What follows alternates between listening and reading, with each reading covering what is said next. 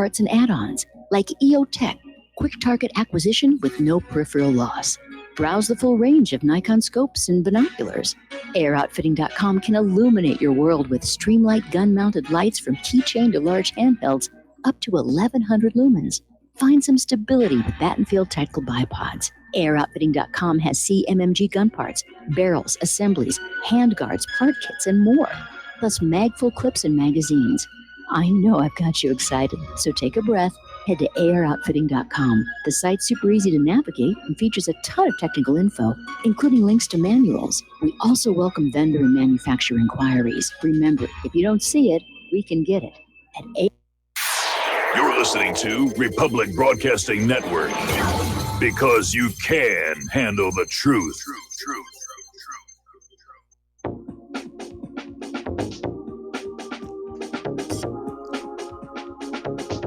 What really happened with your host, Mike Rivero. The history the government hopes you never learn. Here is your host, Michael Rivero. And aloha, America. Welcome to our show today. It's Friday, August 10th, 2018. Thank goodness it's Friday. Thank goodness it's Friday. Thank goodness it's Friday.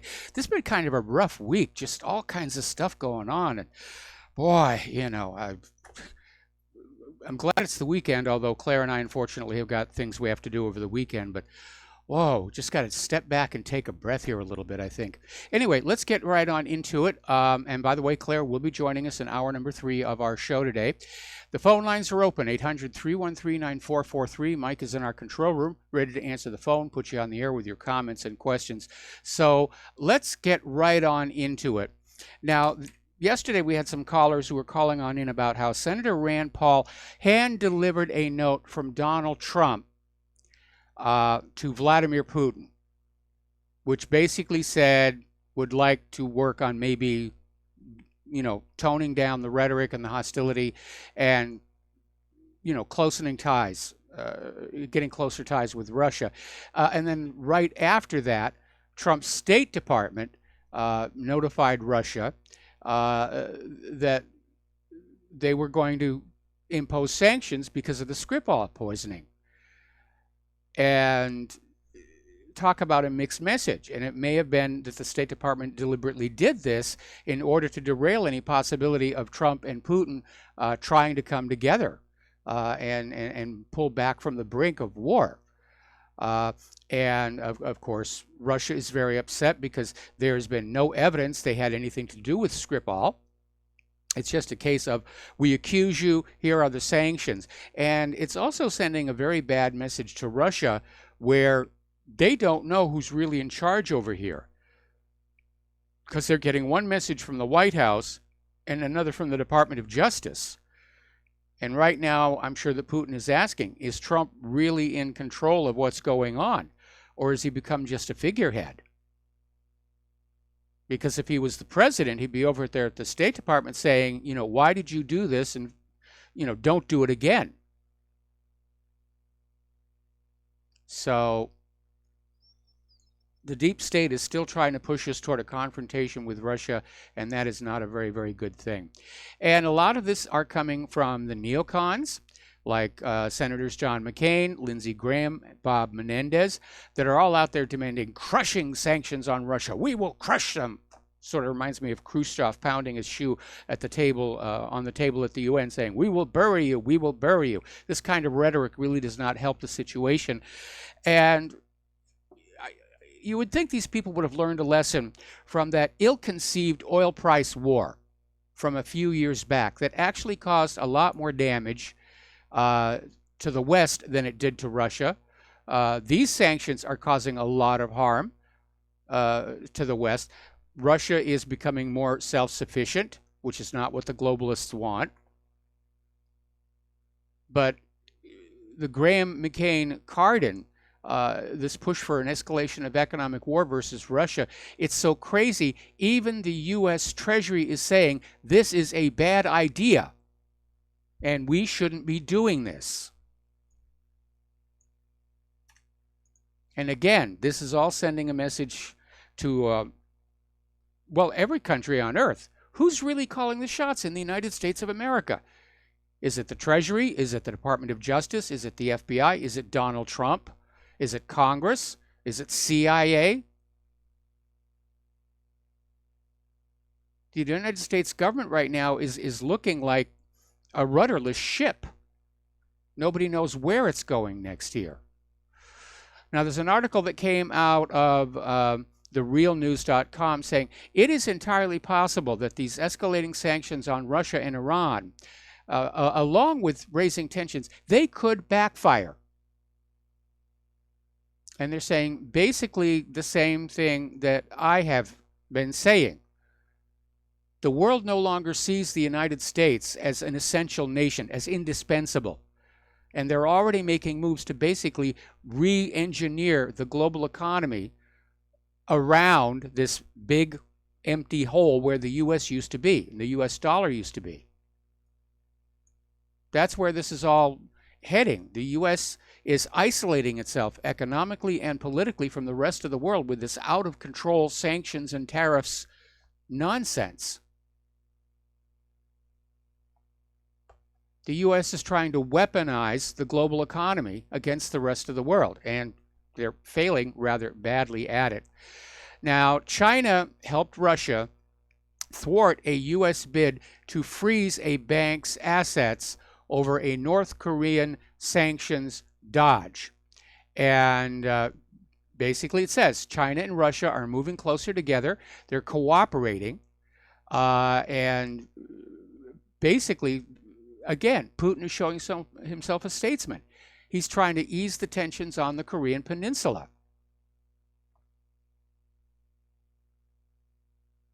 So it's getting there. And of course, basically Russia and China blocked a bid at the UN to add a Russian bank to the United Nations sanctions bloc. So, of course, Mike Pompeo came right out and accused Russia of North Korea sanctions violations. By golly, you do things the way we tell you to do, or we're going to give you what for here. All right, we're going to do a shout out to our on-air affiliates who are just now rejoining the network. Now, getting on back to the Sergei Skripal situation, Russia is saying that the West, meaning mostly Great Britain and the United States, are acting as judge, jury, and executioner in the Skripal case. And they're reminding everybody there is absolutely no evidence tying what happened to the Skripals with Russia. And it didn't really make sense when it happened anyway. Skripal's retired. He's no longer a player. Putin had better things to do.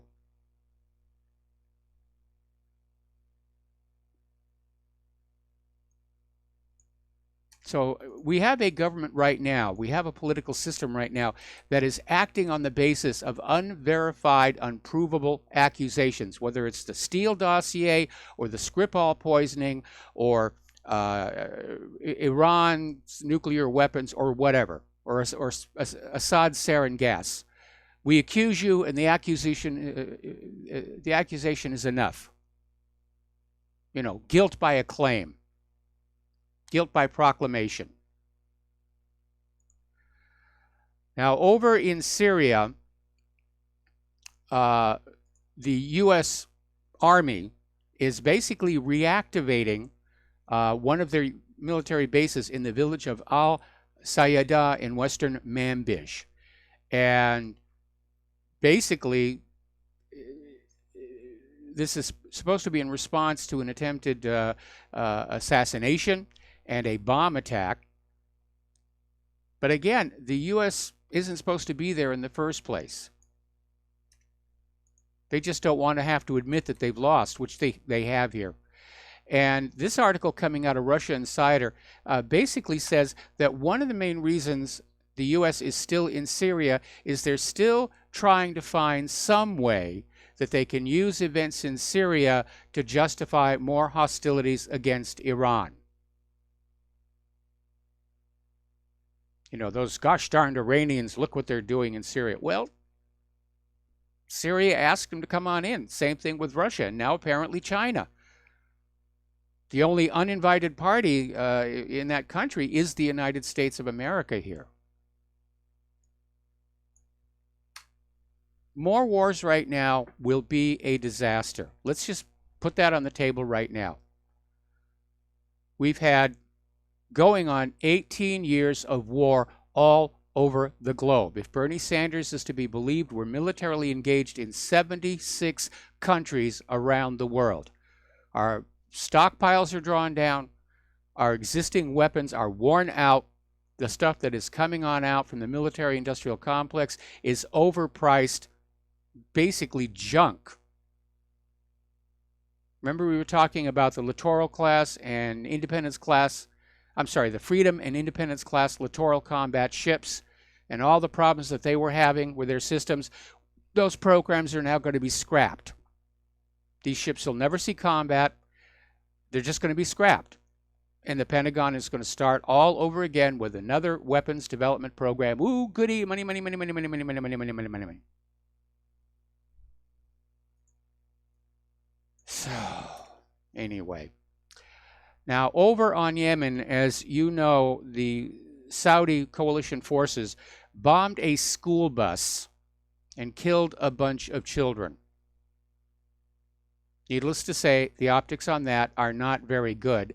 And UN Secretary General Antonio Guterres has condemned this airstrike, calling for an independent investigation into the case. The UN won't be able to do anything because if it goes to the Security Council, Nikki Haley will veto it. We have to protect our friends even when they do horrific things like bomb school buses or shoot unarmed protesters at the fence with Gaza. These are our friends. We've got to stand by them. Speaking of Gaza, in the most recent round of bombing, Israel bombed the Gaza Cultural Center. And this kind of thing is deliberate. This is not the first time. Israel is trying to erase all signs of the Palestinian presence in that part of the world. They want it to just go away. I remember this story about this traveling exhibition of Palestinian embroidery. The Palestinians do beautiful embroidery.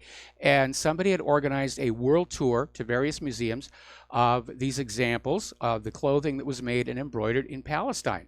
And it was very well received, and people were saying, wow, you know, this is a good example of the Palestinian culture. Then this traveling exhibit got to Los Angeles airport and promptly disappeared from inside a securely locked cargo warehouse. And that was the last anybody ever saw of it. Now, according to Israel's culture and sport minister Miri Regev, she said that Israel should just start assassinating the Hamas leaders. You know, it's time for the leadership of Hamas to live in fear. I'm sure they already do.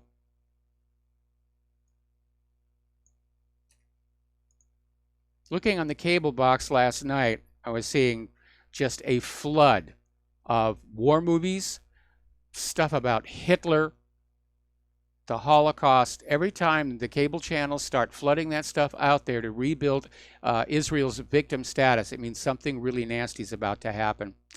Now, interestingly enough, over in the Israeli town of Rosh Hain, there's a candidate running for mayor right now. And his name is Raz Sagi. And back in 1989, he killed a Palestinian teen.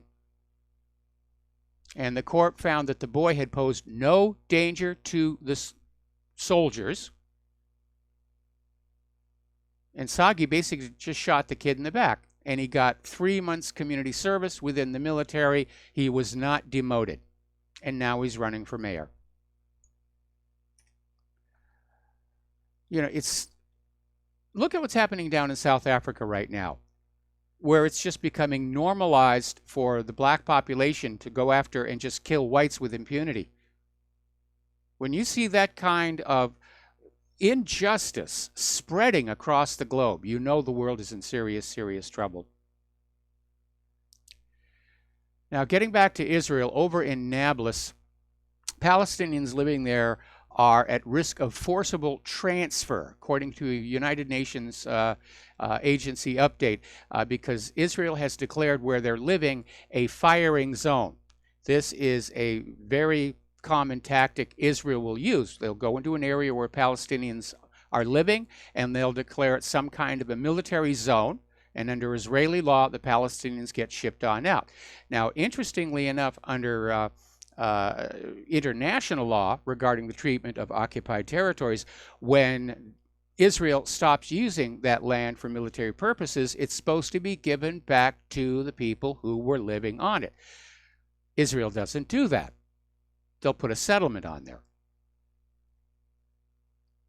Now, remember what I said about the Bloody Monday massacre and all the massacres since then being Israel's Amatzar, because the rest of the world's Jewish people are starting to turn against Israel. They've simply gone too far.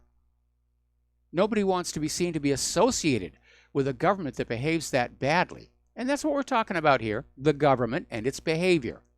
It's not anti-Semitism. It's not hate of the Jewish people. We're talking about the behavior of a government.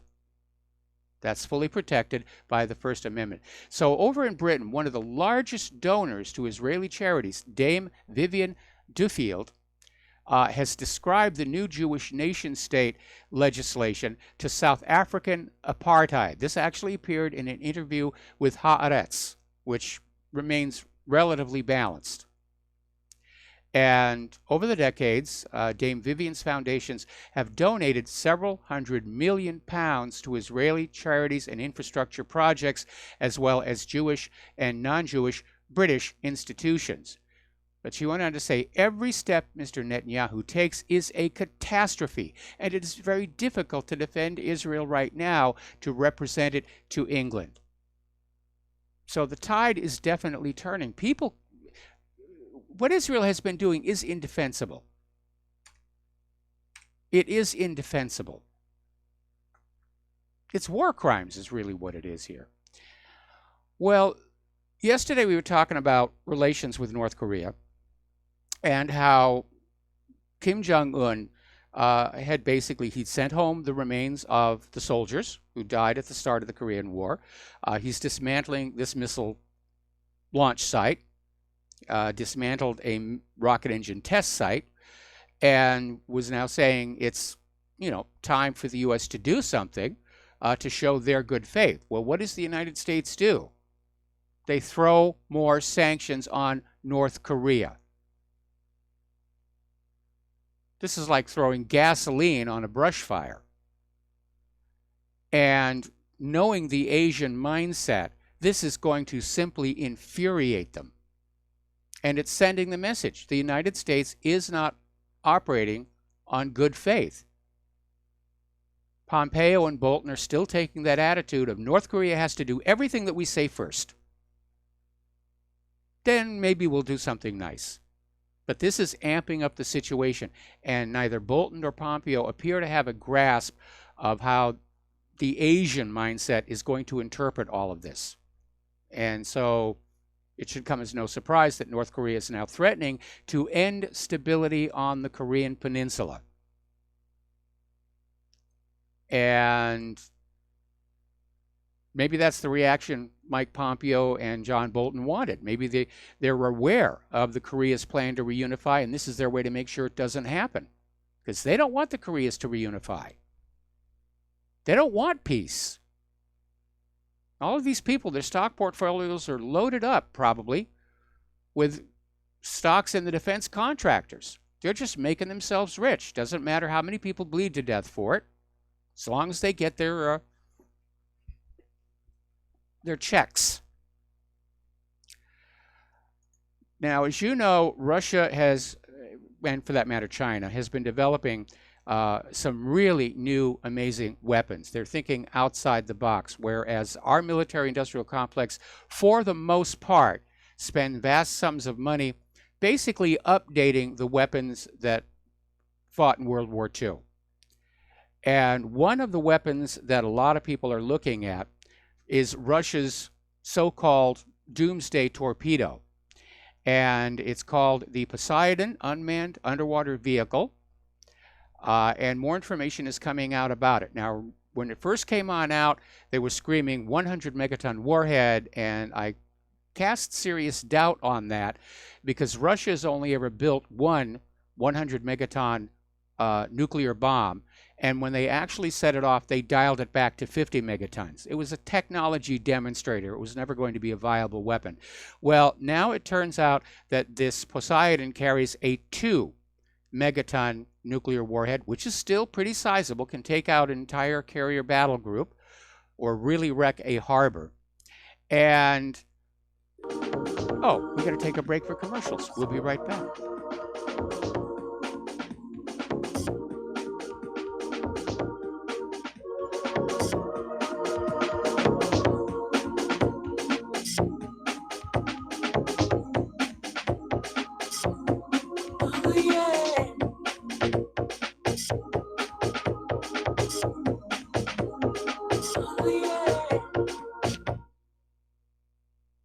Corporate media dominates the American opinion. Finding independent voices that counter this avalanche is becoming increasingly difficult. With the endless corruption running rampant throughout our government, independent voices are needed more than ever to battle the offensive against our freedoms and liberties. As a listener of RBN, no one understands this concept better than you. Now it's up to you to do your part.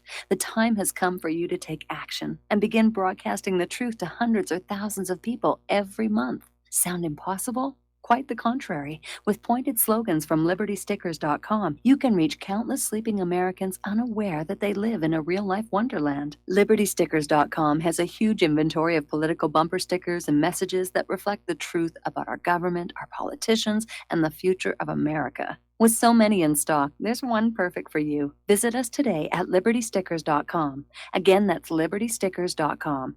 Do your part. Your voice is important. Let it be heard. Folks, we're living in a world the likes of which we've never perceived any clearer than we do now. The plan for global governance has been in the works for generations and would have likely been achieved by now, but for the fact that the globalists left open their Achilles heel. With all their tools, Federal Reserve System, fiat currency, no child left behind, and then Common Core education introduced to our schools to dumb us down, vaccines, pharmaceuticals to lobotomize us, GMO foods, insertion of compromised or bought and paid for politicians, judges, mainstream media propaganda, all pieced together like a puzzle designed to ultimately bring the world under submission. But with all their strategy, they forgot one thing: knowledge. And knowledge is power. With knowledge, their bombardment is nullified. Folks, with that, as brilliant and knowledgeable as you've become, among the wisest audience of any radio audience in the world, and you are, I want you to take a moment to reflect and ask yourself, how much of that knowledge did I obtain from Republic Broadcasting Network? How high has my consciousness been raised since I've been a listener? How fast am I now able to discriminate truth from fake news by being a Republic Broadcasting listener? How clear am I now able to see the world since I've been listening to RBN? Ask yourselves those questions, folks. Then ask yourself, what is that knowledge worth to me? Like my morning coffee, how would I survive without it? A voice of truth in a sea of lies. Do we not all need to make sure it survives? Like public broadcasting, we are now finding we can only survive with listener support. Censorship, advertisers being attacked, truth itself being attacked. It's the only way through this. We at Republic Broadcasting humbly ask you to become a supporter. Look at your budget and make a determination of what Republic Broadcasting is worth to you and what you can afford on a monthly basis. Go to republicbroadcasting.org and pledge 20, 30, 40, 50, if possible, 100 a month or more if it's affordable. Click the donate button and become a regular monthly donor. Assure both us and yourself that Republic Broadcasting truth will continue to flow like that morning coffee. The network thanks you. When all this twisted steel was swept away, did these remaining holes reveal what's really happened? And aloha, America. Welcome back to the show here. And once again, we are standing in front of you with our hands outstretched. And I want to start by saying to those who have donated and contributed, thank you very much. And for those of you who have yet to do so, thank you in advance. But as you can see from what's going on with Google and Facebook and all this censorship that's going on, and I got an email here from somebody just saying, what happens if they start censoring emails they think are objectionable, because those emails are going through some of these servers. Are they going to start filtering and censoring our email? So we're in a fight. We're in a fight for freedom of speech and the First Amendment. We're in a fight for the truth. We need your help. So the postal address where you can send a check, money order, or if you prefer anonymity, cash, is Republic Broadcasting Network, 2251 Double Creek Road, number 302, Round Rock, Texas, 78664. The phone number to call in a debit or credit card donation or to pledge to be a recurring subscriber is 800-724-2719, extension 1 during business hours, extension 3 at all other times. Okay. Let me just take care of something here. Okay, I'm communicating with the control room here. Okay, so we're talking about Russia's new autonomous torpedo. They're calling it a torpedo. It's really way too big. It won't fit in a conventional torpedo tube. It's actually quite large, and it's called Poseidon. And it's nuclear powered as well as being nuclear armed. And remember, this story came out the other day. The Russians have developed a nuclear reactor that can actually last the entire life of a submarine without needing to be refueled. Now, I don't know how long this doomsday torpedo is supposed to be running. I imagine not as long as a submarine. But apparently it is faster than any torpedoes that the West has. It's faster than any submarines the West has. And there is a concern that for all the boasting that the new head of the U.S. Submarine Command made, the U.S. has no real defense against this system. And part of the problem, of course, is that much of the SOSUS net, which was developed during the Cold War, has been shut down or turned over to the whale watchers. And I'm sure they could bring it on back along with the Surtas boats. But this thing can just stay down forever. It can hug the bottom of the ocean. It can go as slow or as fast as it wants. And it's going to be kind of hard to stop this thing. All right, we're going to take a phone call now from Layla in Ontario. Aloha. Welcome to the show. What's on your mind? Yeah, hi, Mike. I had a lot of trouble getting through. I dialed for at least 5 or 10 minutes before my phone got through, and then I just don't know if you're if there's someone influencing which calls get through to you. No, so I just wanted to alert you. There was a technical issue in our control room, so you're not being filtered. Okay. You're not being blocked. Reassuring. Yep. Okay, I thought it might be someone else, not you. But it's good to know that it was just another technical issue. And hopefully, as funds and donations come in, those technical issues can be eradicated as you upgrade your equipment. I cannot stress often enough to people how crucial it is that we support you in tangible means, not simply by listening to you, but actually sending in donations. It's a matter of survival for ourselves. You started out talking about the embroidery. Yes. Yes, that was one of the things that Ruth Diane, one of the industries that she tried to get going with the women in the West Bank. Obviously, she became ostracized and by the powers that be in Israel at the time, but they wouldn't dare interfere with a living icon. Then you talked about what is now going on in South Africa.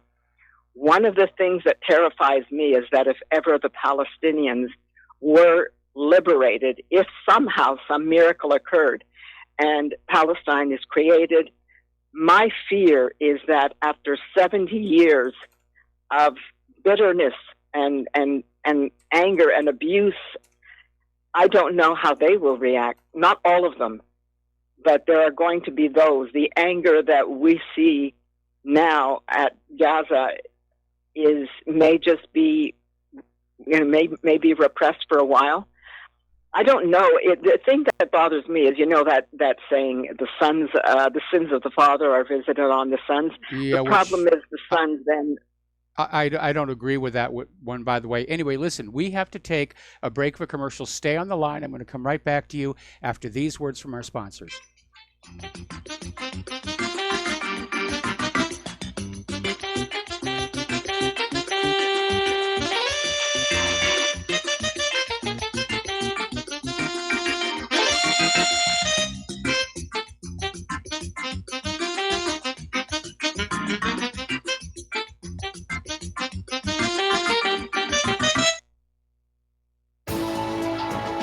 You are tuned in to the Republic Broadcasting Network. Visit our website by going to republicbroadcasting.org.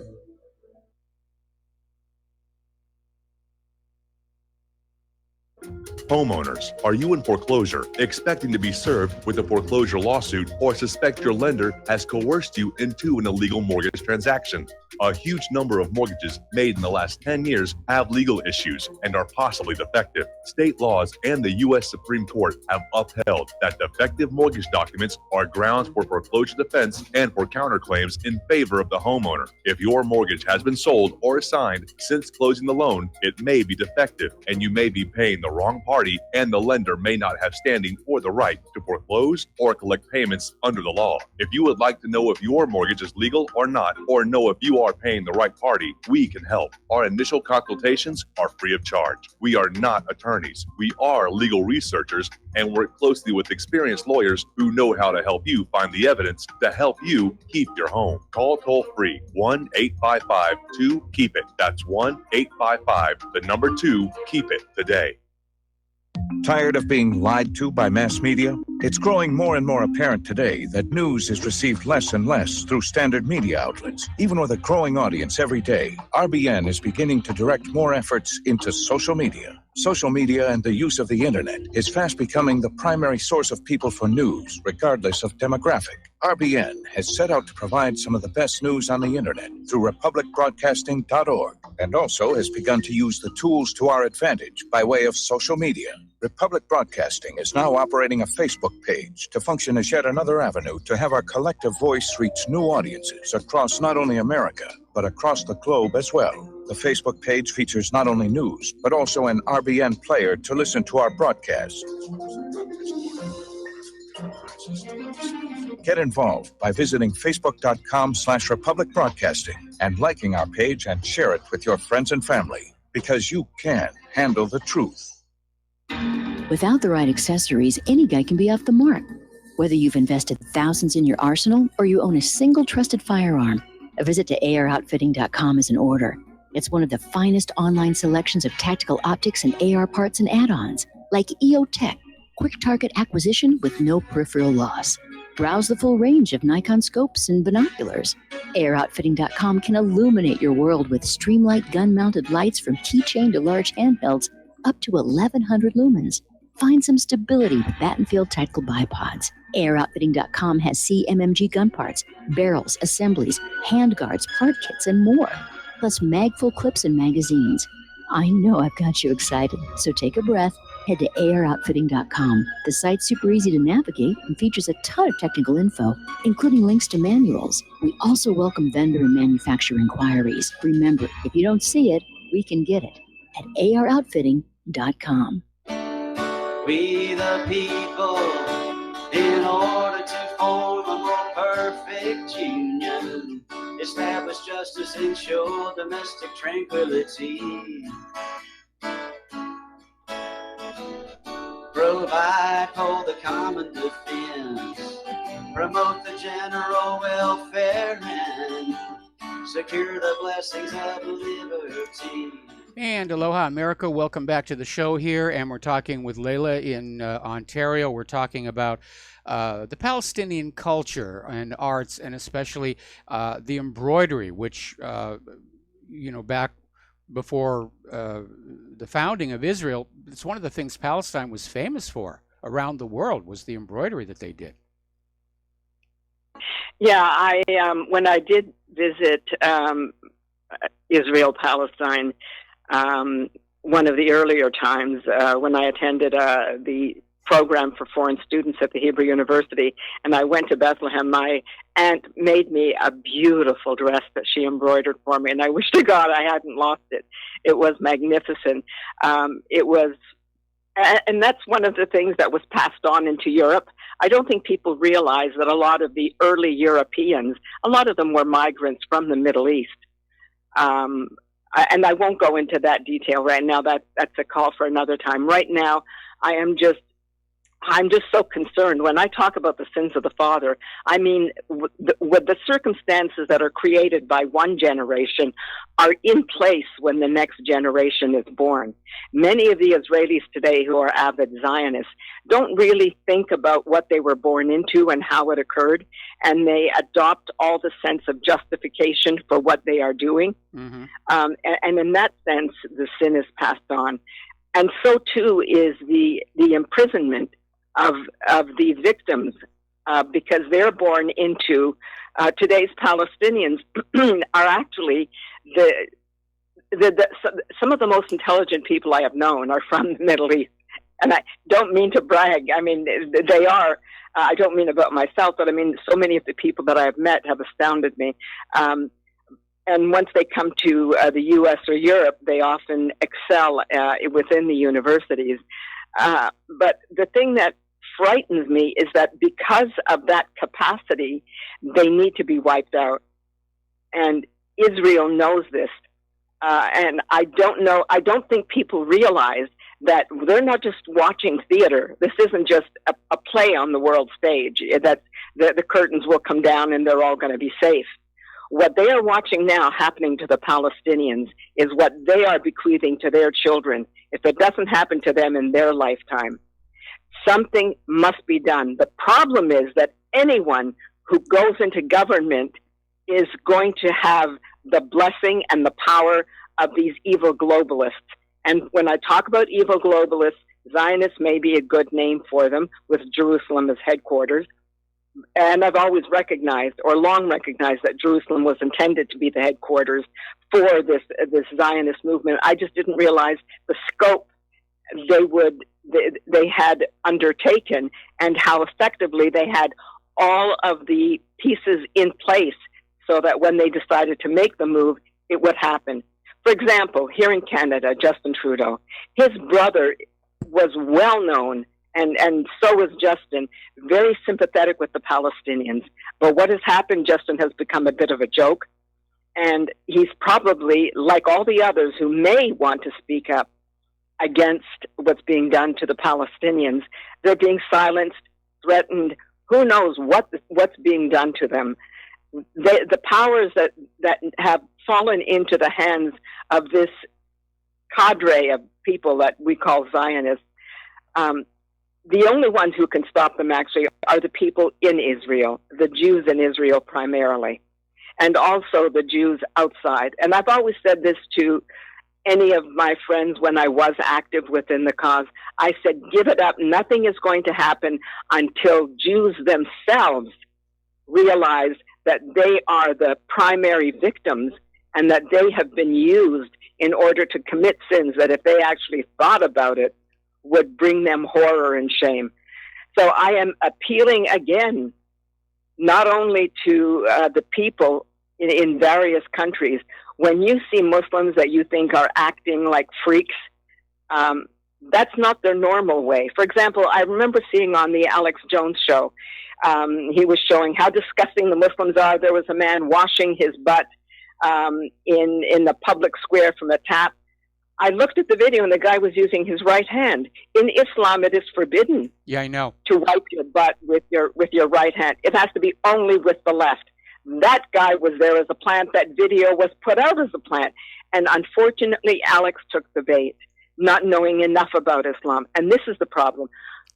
I didn't know much about Islam until I started to study myself. But all I knew was that when we were all living together in Palestine, and when I say we, I include the most recent ancestries that I have. My mother as a child, her father used to send her on the Sabbath to do the things that the Orthodox do for themselves. There were other things that Muslims were forbidden from doing, and my father would send his daughter, my mother as a child, to go and do the things for them that they could not do. This is how much they respected one another's religious beliefs and how much they recognized the commonality of the human beings that lived there. And this is why we can call it, the Satan's cauldron, or we can call it the Holy Land. The point is that this is where the message has come out. And in actual fact, it didn't require divine revelation. It's common sense. For human beings to live together, you have to seek out what is within you that is the highest of aspirations. And oddly enough, what just comes to my mind is the end of one of the story of two cities. At the very end, when the man dies instead of his friend, I can't remember the exact story, but it was during the Tale of Two Cities. The point is, often you do have to take the risk. You may suffer the consequences. You may even die. You may even willingly. And that is the symbol that so many Christians love about the concept of Jesus Christ, whether or not it was true, whether or not it was intended. Certainly crucifixion was extremely common. Jesus was not given unusual treatment. And remember, the plaque above his head on the cross said, "This is the King of the Jews." Yes. It didn't say this is the Messiah. So it was, he sacrificed. If this event occurred, he was willing to go. As a symbol of each of us must be willing to give our lives for the well-being of others. Now, the tragedy is that humanity also has a trait that is inevitably inherent in many people: hatred, fear, and hatred often grows out of fear and misunderstanding, not to mention greed and the desire to knowingly steal from others. And so this is like the odd dichotomy that is within the human being. We're capable of aspiring to some of the most beautiful and altruistic ideals, and yet at the same time we can be so savage. And once savagery is let loose, it becomes almost like a virus that takes hold. Madness breeds madness. That does seem to be what's been going on around the world here. Listen, I hate to cut you off here, but we've got another caller waiting on the line. I do want to back up to this issue about the sins of the father and everything.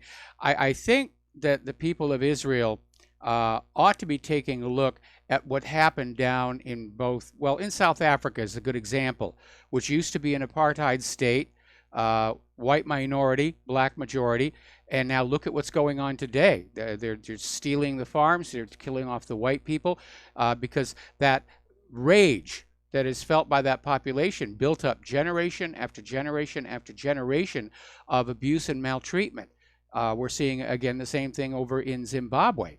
Or we did see it. Zimbabwe is finally starting to calm on down. And Israel needs to understand that if there comes a time when Israel's iron grip on Palestine breaks, that there are going to be repercussions. It's going to be impossible to prevent there from being repercussions. That's what frightens me too. And, Yep. may I make this one other comment? There's one particular guy on independent media who actually broadcasts out of Canada, and he considers himself a philosopher king. He has often talked about both the Middle East and Africans as having IQs in the 70s and 80s. That really infuriates me, because not everybody has been tested. You cannot generalize that all Africans have a low IQ. The thing that we have to remember is that the brain is so plastic, it is developed by what is around it. Yes. And I've known some Africans, or even those who were from the Caribbean and were partly white, of immense intelligence and immense compassion. And when I hear someone like that talking about them as being inferior intellectually, it's an outrage. And this too is part of what breeds the hatred that is causing this kind of murderous act. And dehumanizing the enemy is going to come back on the people or the next generation. Everything has consequence. There are always repercussions. And anyway, I should let you go. I've monopolized too much of your time. Thank you, Michael. Oh, well, thank you very much, Layla, and thank you for the phone call and all that information. We're going to let you go and switch over to Jim in Chicago. Aloha, Jim. Welcome to the show. What's on your mind? Michael, would you tell me, is Donald Trump putting sanctions on Turkey to appease his evangelical supporters? It may be, because there's apparently been reports coming out of Turkey that they're kind of rough on the Christians within the country, but mostly I think it's because Turkey has very clearly been drifting away from the United States and toward Russia and China. And also, of course, Turkey now wants to arrest a bunch of U.S. service people at the, I think it's the Incirlik Air Base, for their role in the failed coup d'etat against Erdogan. And so that may be a prime motive there. Because I don't think the United States wants to go on in and start a war against Turkey. In fact, given the fact that we did lose in Syria, sanctions are pretty much the only weapon Trump has left to play. But he's overplaying. Right. Right. Because Turkey is one country. I really do feel that they would do something toward America or get other countries involved, such as Iran, to go after America. Well, I think Turkey just kind of wants to go its own way. We're looking at a realignment of the Middle East, and most of it's being driven by Israel and the United States. They've smashed up Iraq. They've smashed up Libya. Now they're aiming to smash up Iran. But it's like the end of the Ottoman Empire, where they just went on in and just redrew the map of the Middle East and said, we're going to create all these little tiny countries and keep them arguing against each other so they'll remain weak and easy to control. Right. Now, Turkey's part of the NATO, aren't they? I have to be honest, I'm not sure. I think they changed their mind, if I recall correctly. They were going to join, but now they've said no, they're not interested. Well, at one time, Turkey was a major ally to America. Well, I think I think those days are pretty much over after that failed coup d'etat. Right, right, and more than likely, the America CIA was behind that. Certainly, and the fact that this cleric who's been given sanctuary in the United States, Turkey thinks this guy was the mastermind, and the U.S. will not turn him on over. Let's see, I'm looking at this. Apparently, Erdogan, I guess Turkey is a part of NATO, but I'm looking at this headline from last year where basically Erdogan withdrew all of his troops from NATO exercises. So, okay. Yeah. So it looks like all right, they well, may be Michael, pulling out. Well, okay, you take care. Have a nice weekend. All right, thanks an awful lot. Same to you. Now, getting on back to the news here. Talking about the domestic political situation in this country here. Robert Mueller is going to subpoena Randy Credico, the man Roger Stone claimed was his back channel into WikiLeaks, one day after Credico told MSNBC's Ari Melber that Mueller had previously requested a voluntary interview, which he declined on the advice of his attorney. So Mueller's apparently going back into WikiLeaks. He's going to try and revive that whole Russia hacked the DNC situation, which is probably why the Democrats are just in a panic over the Senate's invitation to Julian Assange for a meeting. Now, it's already known Russia did not hack the DNC computers because of the metadata on the files themselves. But they're still trying to get that one on out there. You know, oh, Russian collusion here. Now, some new emails have surfaced where apparently Christopher Steele, while he was writing this ridiculous dossier on Donald Trump, had extensive contacts with the number 4 Department of Justice official. That was Bruce Orr. And so Steele was I don't think they were talking about sports scores. This whole thing about ginning up this phony dossier apparently involved coordination with the Department of Justice. They were just out to get him. All right, we're going to take a phone call. We're going to start with Steve Elkins. Steve, I'm probably going to have to take you through the commercial break. What's on your mind? Well, the question to the last caller, we're talking about Turkey. Question I have is, did the United States not install a missile defense system about a year ago in Turkey?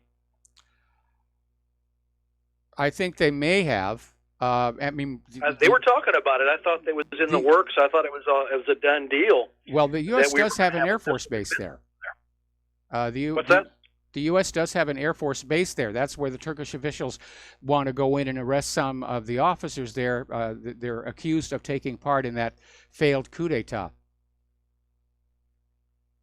I'll have to research it more, but I thought that we actually had some contract with Turkey that allowed us to put a missile defense system in there, and we used it for the excuse we used was, of course, evil Russia. Yeah, we had to do this. I thought we did this. I'm not sure. I don't remember off the top of my head. I can't remember everything that's going on in the world, unfortunately. I'm an old guy.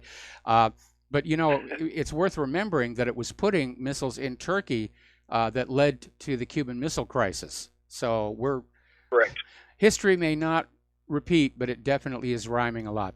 We got to take a break for commercials. Stay on the line, Steve, and we'll be right back after these few words.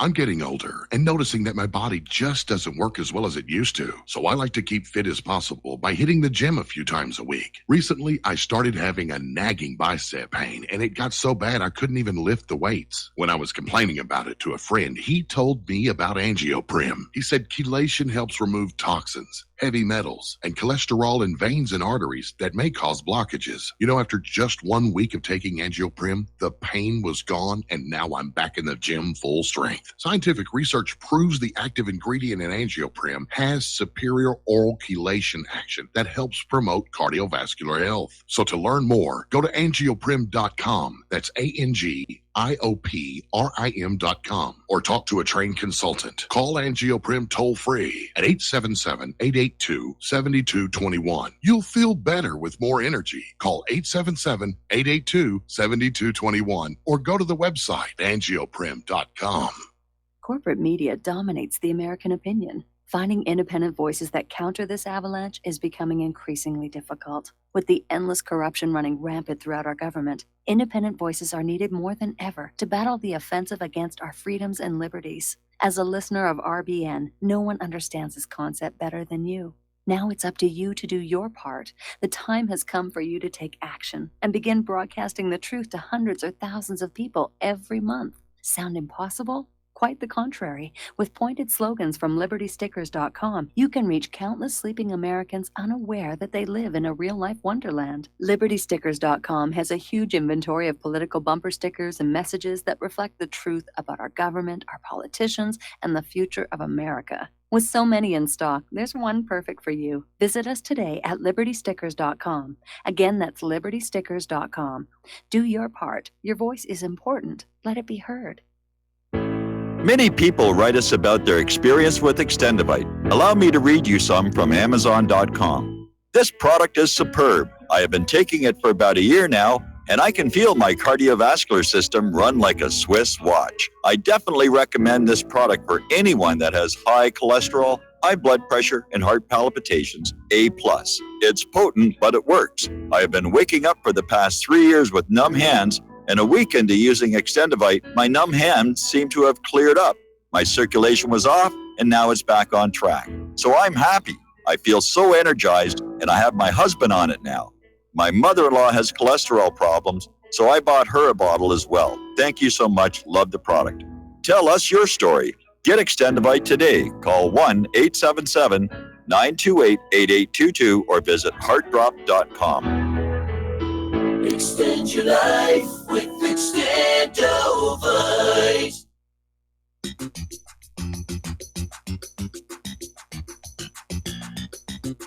Welcome to What Really Happened Radio. Visit us online at whatreallyhappened.com. And now, set your eyes on the future and let's consider what really happened. And aloha, America. Welcome back to our show here. And Steve, who called into the show here about missiles in Turkey, he sent me an article where apparently Turkey did accept a missile radar for NATO defense against Iran, not Russia. Although I'm sure it'll work against the Russians if they're over Turkish skies here as well.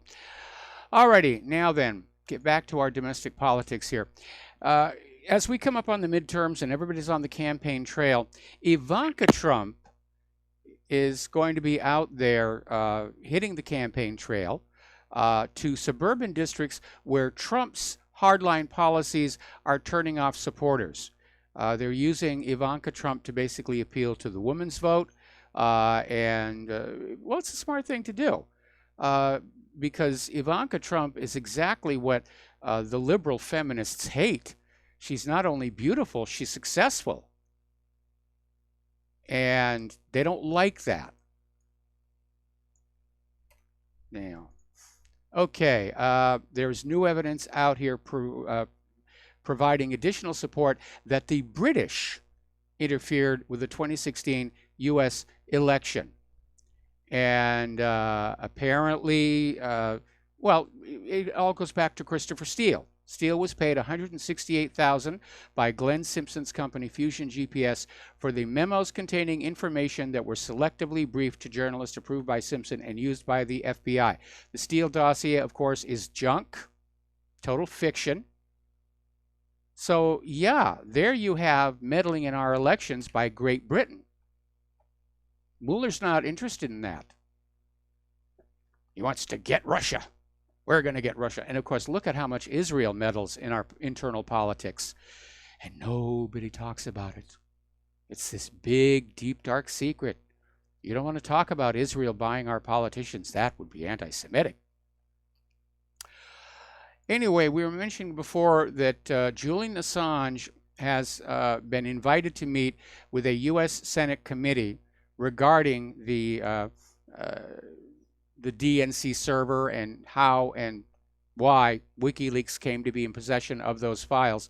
And apparently Assange is seriously considering it.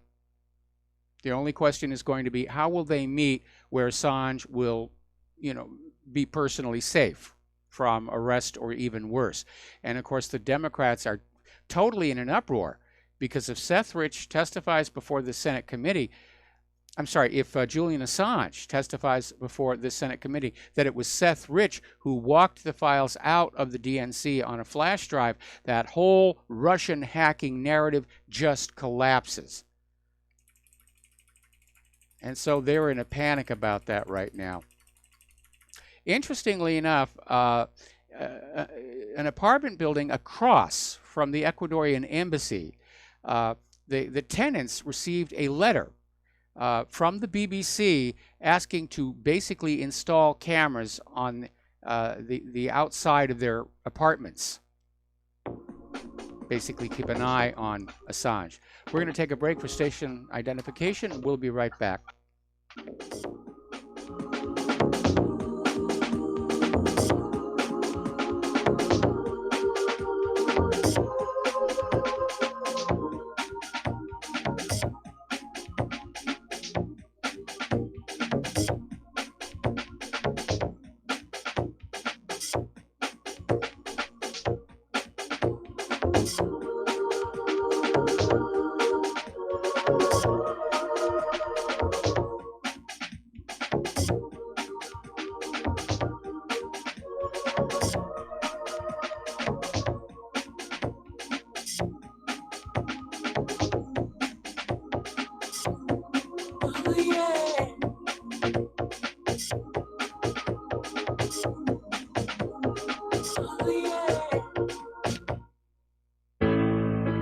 Many people write about their experience with Extendivite. Allow me to read you a few from Amazon.com. My wife and I both use Extendivite and are very pleased with the results. It has helped to stabilize our blood pressure and to make both of us feel healthier. Good product and good buy. So far, so good. I've been taking Extendivite 3 times a day, only a short while now, but already I've noticed the circulation in my hands and feet improving. They tingle. I like the idea of taking something herbal rather than pills. I take Extendivite 3 times a day, every day. I think this supplement has helped with my increased fitness regime and to lower my blood pressure. Tell us your story. Get Extendivite today. Call 1-877-928-8822 or visit heartdrop.com. Extend your life with Extendivite. This is RBN, the Republic Broadcasting Network.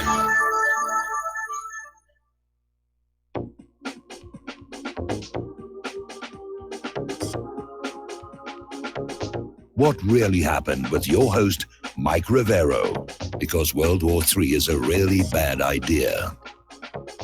Here is your host, Michael Rivero. And aloha, America. Welcome back to our show, hour number 2. The phone lines are open, 800-313-9443. Now, interestingly enough, Jeff Sessions has now started criticizing the Southern Poverty Law Center. And he basically spoke out at the Religious Liberty Summit of the Alliance Defending Network of the successful Christian public interest law firm. The SPLC is designated, or rather the SPLC designates as a hate group. And he basically came on out with this criticism in the wake of the revelation that the Southern Poverty Law Center has tight connections with the FBI. And now the hope is that the FBI, which has now been outed, will start to delink from that. Over in Hollywood, West Hollywood specifically, there's been an interesting development on the Walk of Fame. As you know, the city council, a bunch of hardcore leftists, they decided to permanently remove Trump's star because of his treatment of women, while leaving the stars for Kevin Spacey, who's under 6 different investigations for sexual assault, and Bill Cosby. They're still perfectly in place. An anonymous artist basically created these tiles that look exactly like the tiles in the Walk of Fame with Donald Trump's star on them. And they were adhesive backed, and he put about 50 of them onto the Walk of Fame. So people are pushing back at all this leftist nonsense here. All righty. Getting on back to the primaries. As you know, Ohio's very much in play, and there's a lot of bizarre stuff going on. We reported yesterday about how all of a sudden there was somebody found a box of uncounted ballots. Oh my goodness, how could we have missed this box full of ballots? And of course, they helped out the Democratic candidate. But some other anomalies have surfaced in the Ohio vote. Apparently, 170 voters in the Ohio race were over 116 years old. Now, that is a real trick because the world's oldest living person is 115.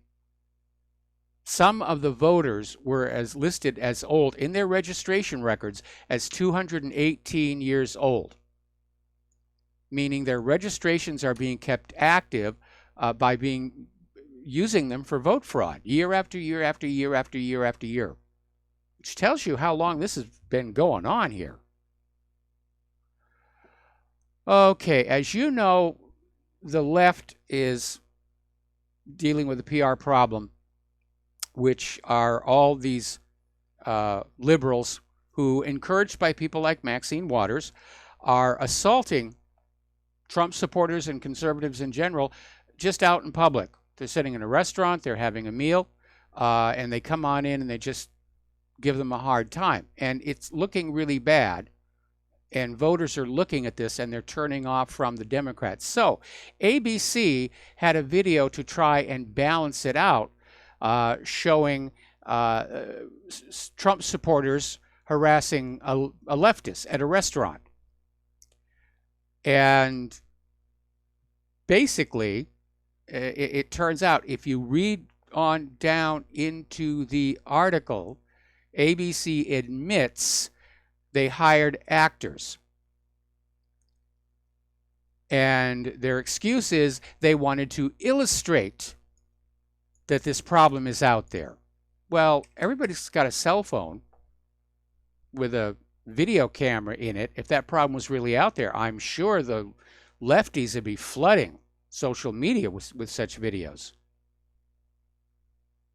Over at CNN, you have to wonder, where do they get these people? Apparently, CNN's host, Alison Camerota, gave the weather report, and basically, she's a supporter of global warming. If you're a denier, that's a bad thing. So CNN reported on a massive Colorado hailstorm, and it was enormous. The chunks of ice, a lot of property damage, and 2 animals were killed at the zoo in Colorado Springs. To which Allison, with a serious look on her face, said, "Is it August in Colorado?" And her co-host turned to her and said, "Yes, it's August in Colorado." Where do they get these people here? By the way, there's more evidence surfacing that once again, all these reports of record-setting heat are being exaggerated. We know about the trick where they go out to the airport to get their temperatures. We're going to have another hard winter. It's going to hit early. It's going to hit hard. And these global warming people will not give up. Remember, George Soros is already asking Facebook to deplatform anybody who questions human-caused global warming, because part of his plan for a global government is a global environmental authority to deal with the crisis of human-caused global warming by telling you how you're going to live your life, how big a home you can have, and so forth and so on. We're going to do a shout out now to our on-air affiliates who are just now rejoining the network. The good news is the corporate media is losing, and maybe this is why they hit the panic button. There was a poll by Ipsos that went on out and surveyed the American people regarding Trump's comment that the news media is the enemy of the people. And 1/3 of Americans said that, yes, that was true. Mostly Republicans. 85% of the respondents said they believe freedom of the press was essential to American democracy, and I agree. But that includes the independent press. We're essential for democracy. We provide the counterpoint. We expose the lies. When you have the official news, like Pravda and Izvestia, that's not democracy. Nobody can look at the Soviet Union with its tightly controlled media and say that that was any kind of a democracy. And by the way, freedom of speech, that First Amendment, isn't there to protect lies and liars. It's there to protect the truth and the truth tellers, so that we have the right to basically speak out and say the government is wrong to be doing this. The corporate media is misrepresenting things when they say that. That's what freedom of speech is all about. Peacefully, respectfully, civilly, but the right to voice our objection and our counter observations. All right, let's talk about the economic news. Apparently, Chinese investors are back to dumping the Hong Kong stocks. Apparently, they've sold more than $1 billion through the first 2 weeks of August. We did not have our normal Friday happy ending for the American stock market. The Dow closed 196 down. So everybody's getting hammered by all of this stuff. Okay. Article coming on out from Tsarism.com. And the title says it all. The U.S. should enjoy the dollar hegemony as it's not going to last long. And in the article it says, the world will simply not allow the United States to have domination over its economic future any longer after the Trump presidency. Well, Trump didn't start this weaponization. It's been going on a while. The article goes on to say something that we've said here on the radio show. Other countries will find a way around the dollarization of the global economy. A system set up after the end of World War II with the Bretton Woods Agreement, ironically to prevent conflict started by financial pressures between nations. Now, part of the problem with that, of course, is there were certain conditions in the Bretton Woods Agreement. The other nations that signed on to it did so on two conditions. One, that the U.S. would not overprint those paper dollars. And two, that those dollars would always be redeemable for gold at the price back then of $32 per ounce. And immediately the Federal Reserve, which is not actually part of the U.S. government, started overprinting those dollars. And they would send those paper and ink things to other countries to buy imported goods. And it was one of the ways that the U.S. enjoyed post-war prosperity, along with the fact that other nations had to come and buy our products because their own industrial base had been bombed. But that was a big part of it. So other nations were sending us wine and cheese and clothing and what all else in exchange for these boxes of ink and paper. And the Federal Reserve did overprint. They're always overprinting. They've been doing it all along. Then along comes Richard Nixon, and France looks into their bank vaults and they see these huge stacks of Federal Reserve notes. And they notify the United States they intend to exercise that part of the Bretton Woods Agreement where they're going to return the paper currency to the United States and exchange it for gold at $32 per ounce. And Nixon took a look at the U.S. gold reserves, realized there was nowhere near enough to cover all that paper currency that was floating around the globe, or even just in France, and he ended gold convertibility.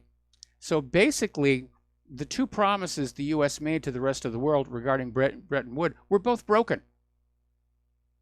And so the rest of the world is not under any obligation to continue to go through the U.S. dollar.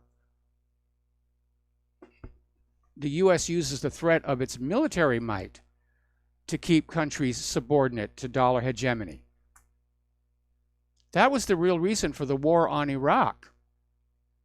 Saddam Hussein got permission from the United Nations to sell Iraq's oil for the euro. 1 year later, screaming, nuclear weapons, the U.S. invades, lynches Saddam Hussein, wrecks the country. No nukes were found, of course. And Iraq's oil is back on the world market only for the U.S. dollar. Same thing down in Libya. Muammar Gaddafi shut down their private central bank, set up a state bank and a value-based currency, the gold dinar, and then announced that Libya's oil was only for sale for the gold dinar. So the U.S. gins up a color revolution in Libya. They kill Gaddafi. Libya's oil is back on the world market only for the U.S. dollar, and nobody knows where the gold for the gold dinar went. Now, here's an article from thoughtcrimeradio.net. Everybody's always saying, well, what's the cause of the war? What's the cause of the war? And we've been saying all along, big historical events like wars and assassinations, there's never just one reason. You have multiple parties with overlapping agendas, and when their agendas all meet at a single course of action, that's when it's going to happen. But everybody may have a different reason for doing it. When you look at the JFK assassination, organized crime had one reason for wanting him dead. The Texas oil billionaires had another reason for wanting him dead. The bankers had yet another reason for wanting him dead. Israel had another reason for wanting him dead. But they all agreed they wanted him dead, so it happened. Now, turning here to Iran, a lot of people have different reasons for wanting to go to Iran. But according to this article, one of the main players that is pushing for this is, of course, the Rothschild banking dynasty. Remember, we had that quote coming on out yesterday. Jacob Rothschild is just really upset that the order of the global economy is changing. He doesn't like that one bit. But they're after that bank of Iran. They want that central bank because Iran is one of only 3 countries left in the world whose central bank is not under Rothschild control and operating as a private central bank, creating the currency out of thin air and loaning it into circulation and plunging those nations into debt. Now, back in 2003, or actually before 9/11, there were 7 countries not under the slavery of private central banking: Afghanistan, Iraq, Sudan, Libya, Cuba, North Korea, and Iran. By 2003, Afghanistan and Iraq had been converted to the Rothschild system, and by 2011, Sudan and Libya were also gone. In fact, in Libya, they set up that Rothschild private central bank in Benghazi while the war was still going on. They couldn't wait to get the people enslaved to death. And now they want to do it to Iran. What the private central bankers want to do is just have every country in the world under private central banking and then propagandize the next generation that it's always been this way and this is the only way it can work. And I remember when I was in grade school, all the way back in farming country, being shown this little film strip, which came with this little record that had a bell on it, and you'd turn the knob on the film strip projector. Just explaining the Federal Reserve and how this was really the only way that banking could be or should be handled in this country. And now, of course, we know that was a big lie. This nation started with a completely different system that worked for the people and the nation.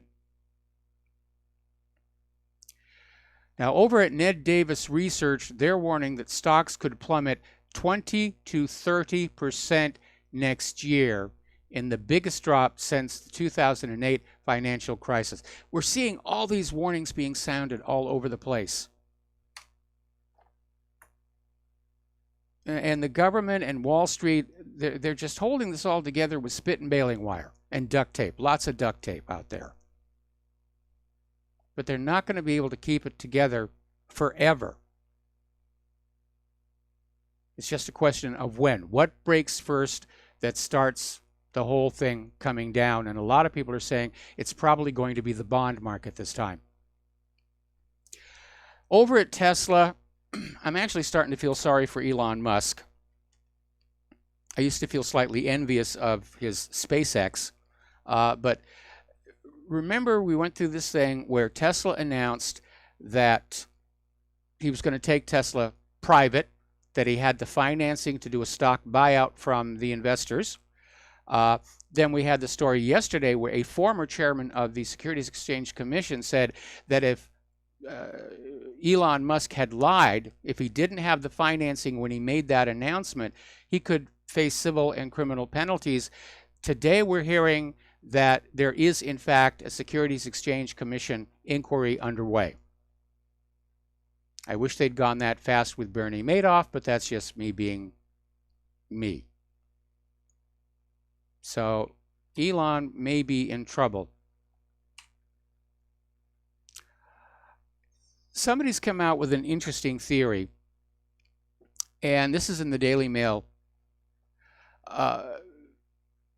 Apparently Ross Gerber, the boss of U.S. wealth manager Gerber Kawasaki, said that short sellers betting against Tesla are being backed by big oil. That the oil companies want to sink Tesla. In fact, they want to sink all electric cars. Well, there's already a lot of electric cars out there.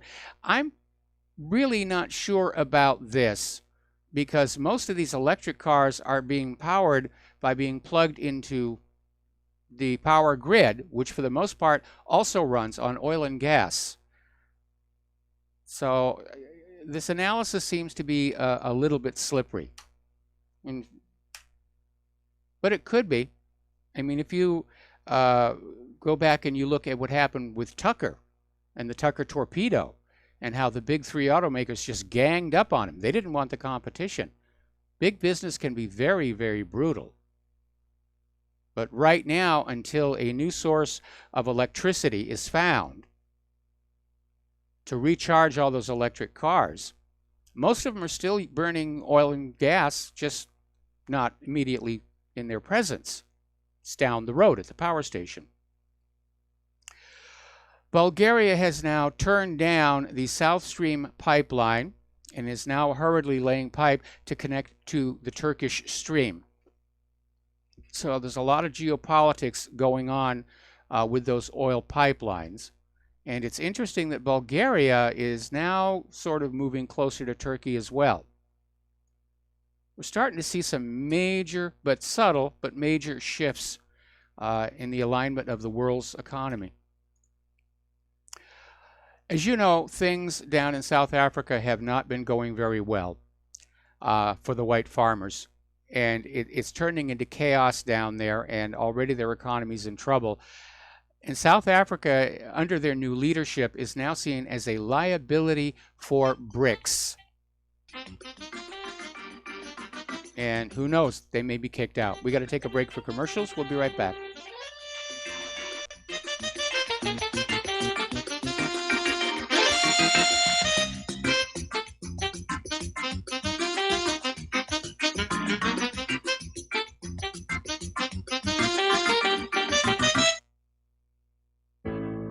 Do you or someone you know suffer from chest pain, blood pressure, cholesterol, or irregular heartbeat? Are you looking for a more natural solution to overcome these health challenges? You hear the ads all the time. If this stuff's so good, why doesn't my doctor prescribe it? That's easy. Doctors are not trained in natural medicine. Extendivite Heart Tonic does want you to be as healthy as you can be, and it really works. Take Extendivite for 6 months and your doctor will say, I don't know what you're doing, but don't stop. It's working for you. Get the dependability of Extendivite. Just see how you feel in 6 months. A 2-month supply of either capsules or liquid is only $69.95 plus shipping and handling. Call 1-877-928-8822. That's 1-877-928-8822 or visit heartdrop.com. Extend your life with Extendovite. Folks, we're living in a world the likes of which we've never perceived any clearer than we do now. The plan for global governance has been in the works for generations and would have likely been achieved by now, but for the fact that the globalists left open their Achilles heel. With all their tools, Federal Reserve System, fiat currency, no child left behind, and then Common Core education introduced to our schools to dumb us down, vaccines, pharmaceuticals to lobotomize us, GMO foods, insertion of compromised or bought and paid for politicians, judges, mainstream media propaganda, all pieced together like a puzzle designed to ultimately bring the world under submission. But with all their strategy, they forgot one thing: knowledge. And knowledge is power. With knowledge, their bombardment is nullified. Folks, with that, as brilliant and knowledgeable as you've become, among the wisest audience of any radio audience in the world, and you are, I want you to take a moment to reflect and ask yourself, how much of that knowledge did I obtain from Republic Broadcasting Network? How high has my consciousness been raised since I've been a listener? How fast am I now able to discriminate truth from fake news by being a Republic Broadcasting listener? How clear am I now able to see the world since I've been listening to RBN? Ask yourselves those questions, folks. Then ask yourself, what is that knowledge worth to me? Like my morning coffee, how would I survive without it? A voice of truth in a sea of lies. Do we not all need to make sure it survives? Like public broadcasting, we are now finding we can only survive with listener support. Censorship, advertisers being attacked, truth itself being attacked. It's the only way through this. We at Republic Broadcasting humbly ask you to become a supporter. Look at your budget and make a determination of what Republic Broadcasting is worth to you and what you can afford on a monthly basis. Go to republicbroadcasting.org and pledge 20, 30, 40, 50, if possible, 100 a month or more if it's affordable. Click the donate button and become a regular monthly donor. Assure both us and yourself that Republic Broadcasting truth will continue to flow like that morning coffee. The network thanks you. Some are maxed out all their credit cards. Some are working 2 jobs and living in cars. Minimum wage won't pay for a roof, won't pay for a drink. If you gotta have proof, distract yourself, Mr. CEO. See how far $5.15 an hour will go. Take a part-time job at one of your stores. I bet you can't make it here anymore. And aloha, America. Welcome back to our show here. And I'm going to step back in the normal order of talking points because this story is just coming on in. It is Friday. And of course, Friday is when the Gazans will have their protest marches along the border fence with Israel. And despite claims yesterday that there was a ceasefire, the Israelis opened up on the Palestinian marchers. They shot a uniformed Palestinian medic through the head. One other person was killed. 307 Palestinians have been wounded. So that's what's going on over there. All right, let's talk about immigration and refugees here. Over half of the criminal suspects in Vienna, Austria are foreigners. And the incidents of rape and murder are now up. So how's that multiculturalism thing working out for you here?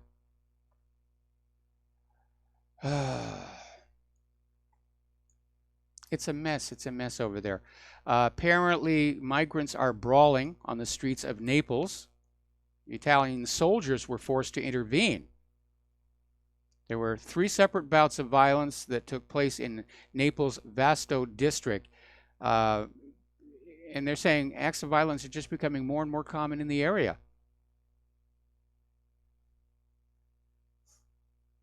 Down in Australia, we reported earlier about how these 100 Africans were basically attacking this neighborhood in Melbourne. Well, it appears to be spreading. And Australians are now being told by the government to basically lock their doors, shelter in place, because these African migrants are still rampaging, screaming that the Australians are white trash. Yeah, real good idea to have open borders. It's really working out well. We talked before about British independent member of the European Parliament, Janice Atkinson. And she's saying that looking at the increase in rapes, gang rapes, violent crime, it is time to close the borders. This idea of an external Schengen is not going to work. And because of the existing population of refugees who are violent criminals, even the internal Schengen needs to be looked at. Now, Atkinson was the one who came up with that quote that I really love. When you import the third world, you get third world problems.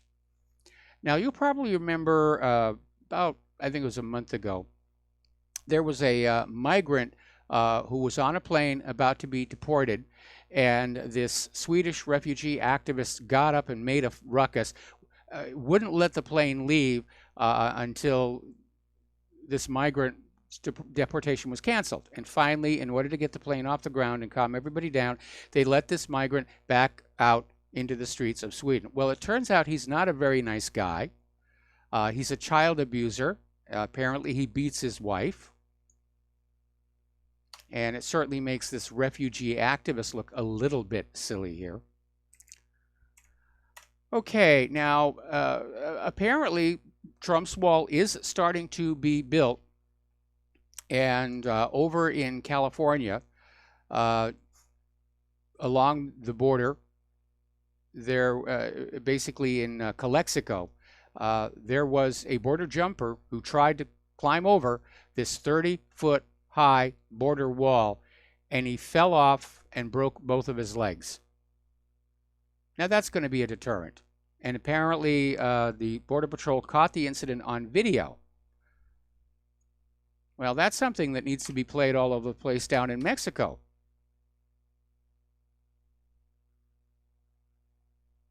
Now, a lot of people are talking about human trafficking, how much human trafficking is involved with all these border crossings, our children being trafficked for sexual purposes. And like any other crime, when you're not dealing with it, it grows. And now it is estimated, according to the head of one of France's most prominent asylum seeker support organizations, the global network of human traffickers who are aiding migrants across borders into Europe and elsewhere, it's a $32 billion industry. Now, this individual's idea is they need to stop the human trafficking because they're taking advantage of the migrants. Whereas I think you just need to stop the migrant situation because it is out of control. And as I've said all along, migration is a filter. We're not getting the best of the people from those source countries. We're getting the people that couldn't make it there. or they're fleeing prosecution, or they're carrying diseases and they're hoping that the free medical care wherever they're going. It's just not working out at all. And the globalists are pushing for this.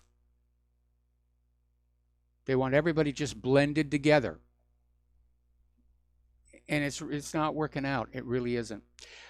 All right, we have to take another break for commercials. We got a caller waiting on the line, and we will be right back.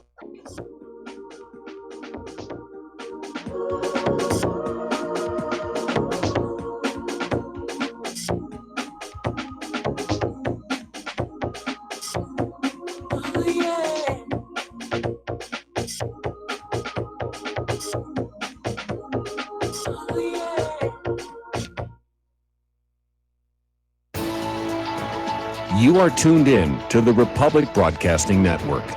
Visit our website by going to republicbroadcasting.org.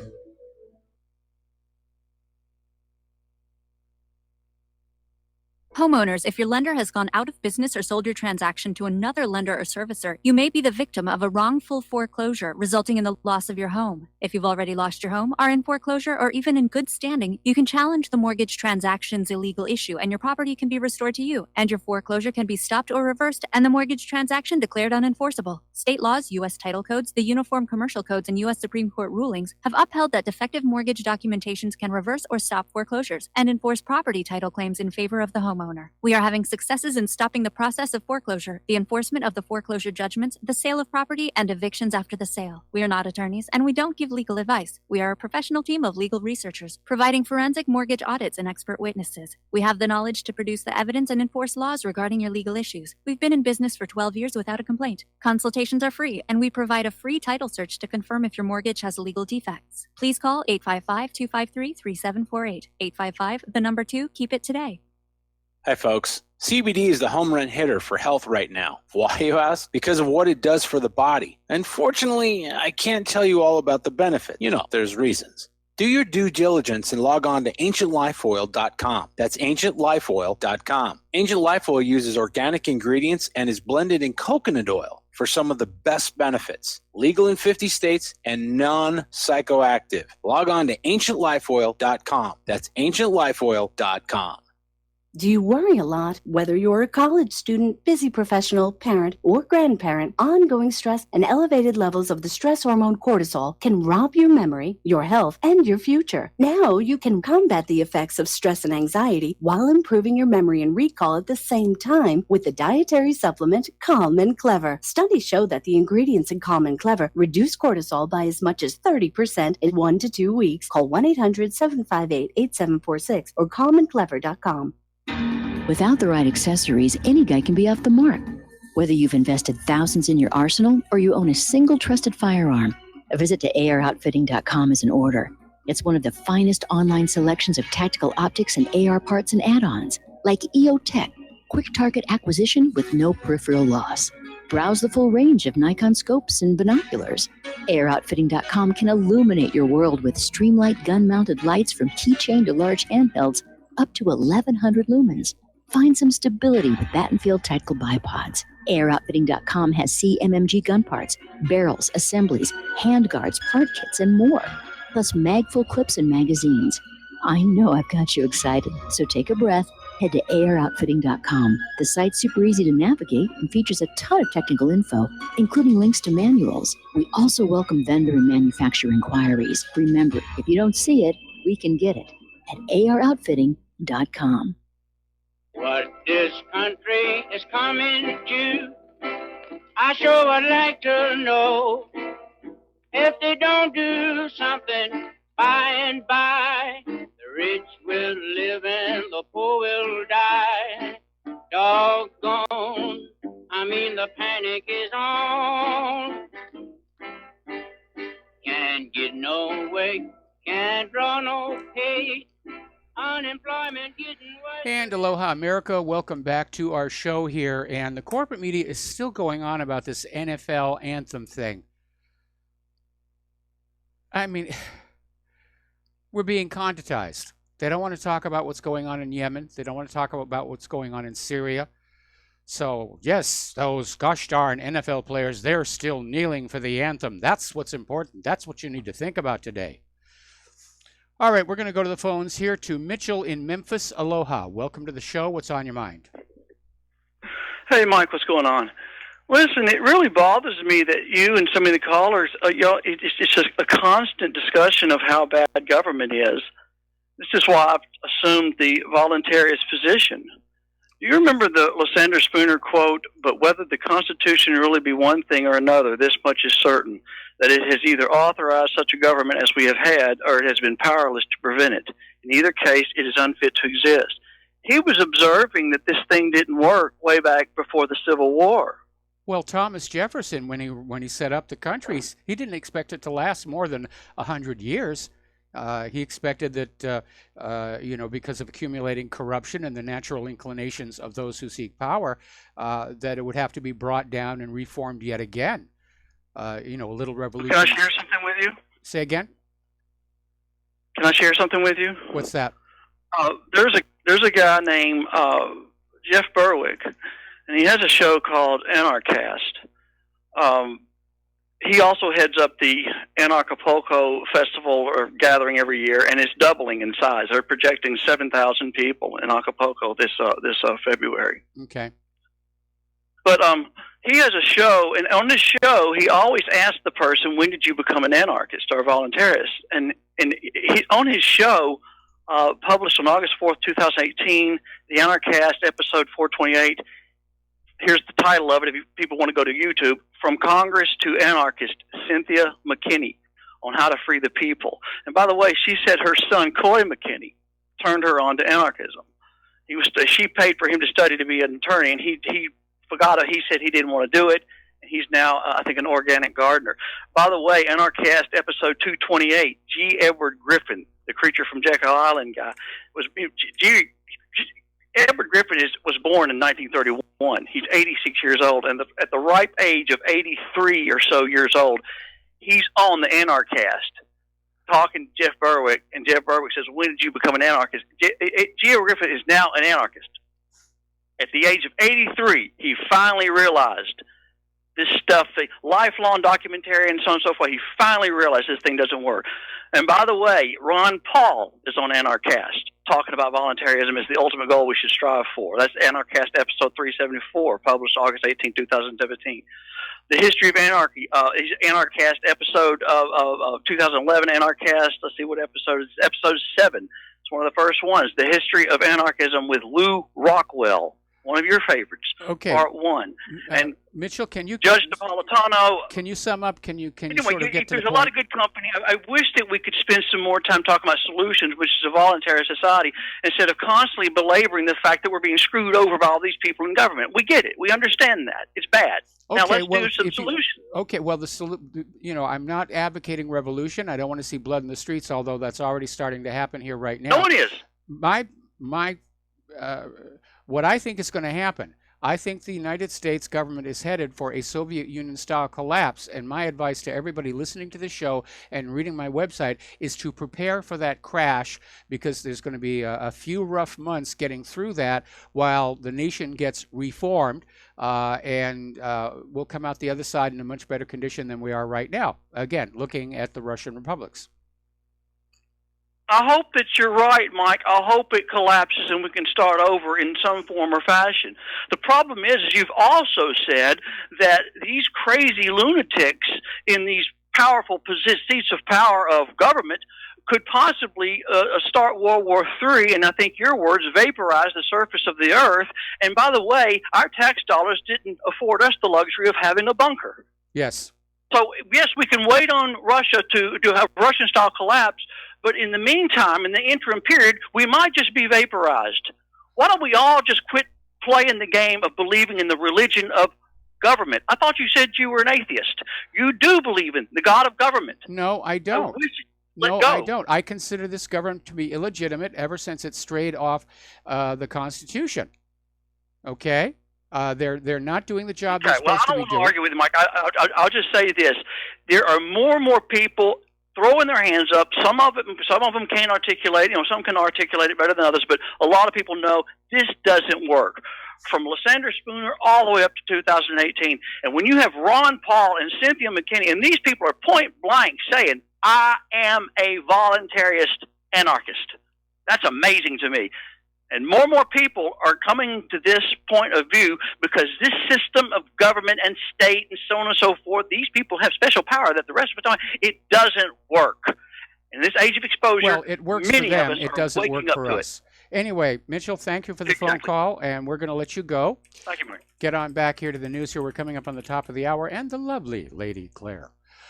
Okay, well, apparently Boris Johnson got himself into a little bit of hot water when he made a comment about women in burqas.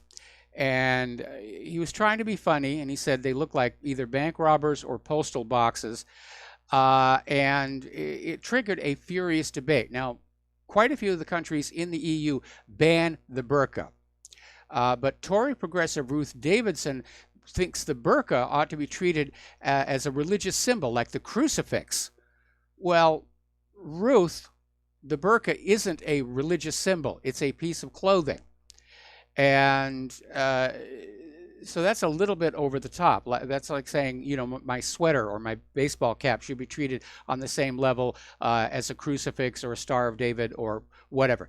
Really doesn't make sense. Oddly enough, a lot of people are supporting Boris Johnson, including a senior British imam who's out there saying that, yeah, the burqa should be banned because it's a hideous, tribal, ninja-like garment that oppresses women.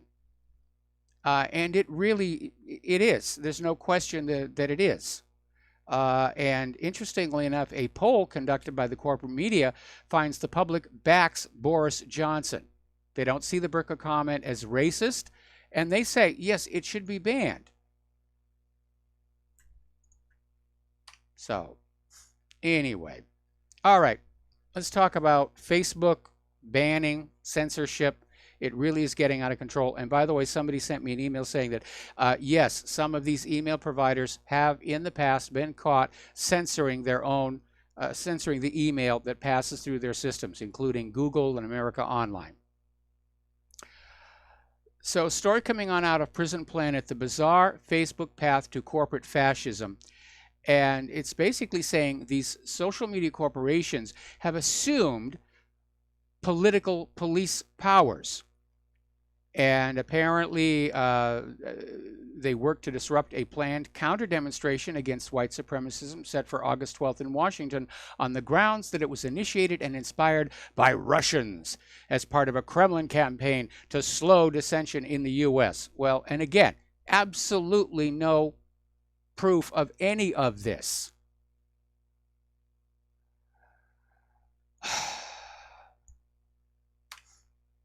So, now Facebook has deplatformed yet another media outlet.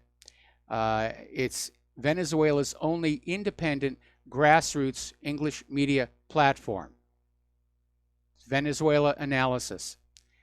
And the problem here is that this website was pretty much the only source to get information on what's actually happening on the ground in Venezuela.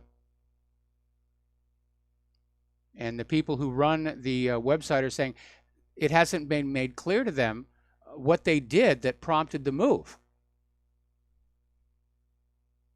All they got was the usual form letter. Their page had been unpublished due to recent activity that doesn't follow the Facebook page themes.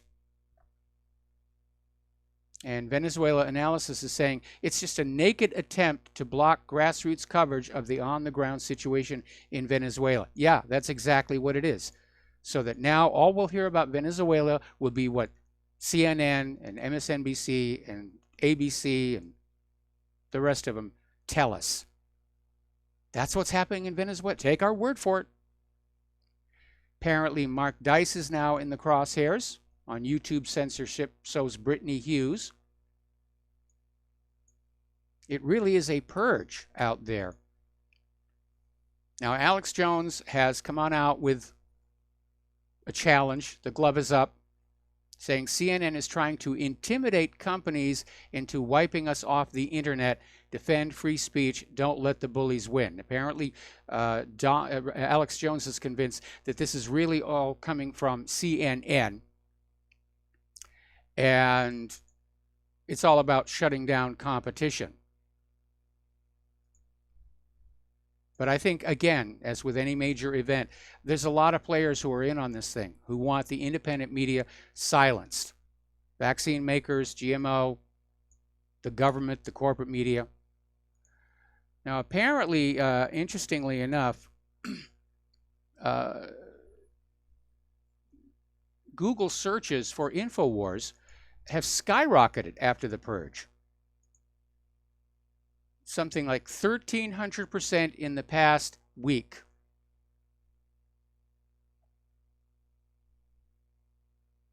And Alex Jones' popularity has spiked.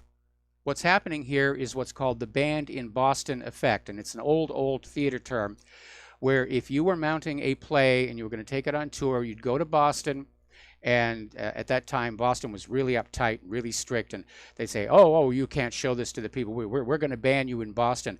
Golden advertising, because the rest of the country now would want to see what it was that so upset the people or the government of Boston.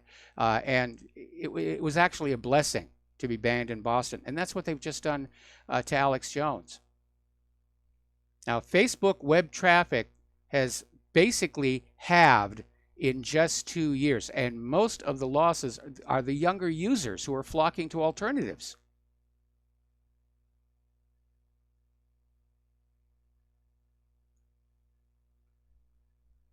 Somebody actually is now starting to ask, this is over at Investment Watch blog, is the censorship of conservatives part of the reason why Facebook is losing massive amounts of traffic? I would say so.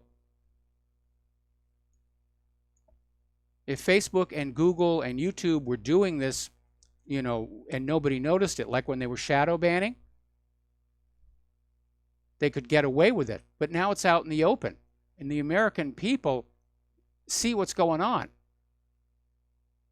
They're not going to stay with these platforms knowing that they're trying to filter what they get to see, taking away your right to decide what you want to see, hear, and read. Now, a few days ago, Twitter was saying they weren't going to ban Alex Jones because he hadn't broken any rules.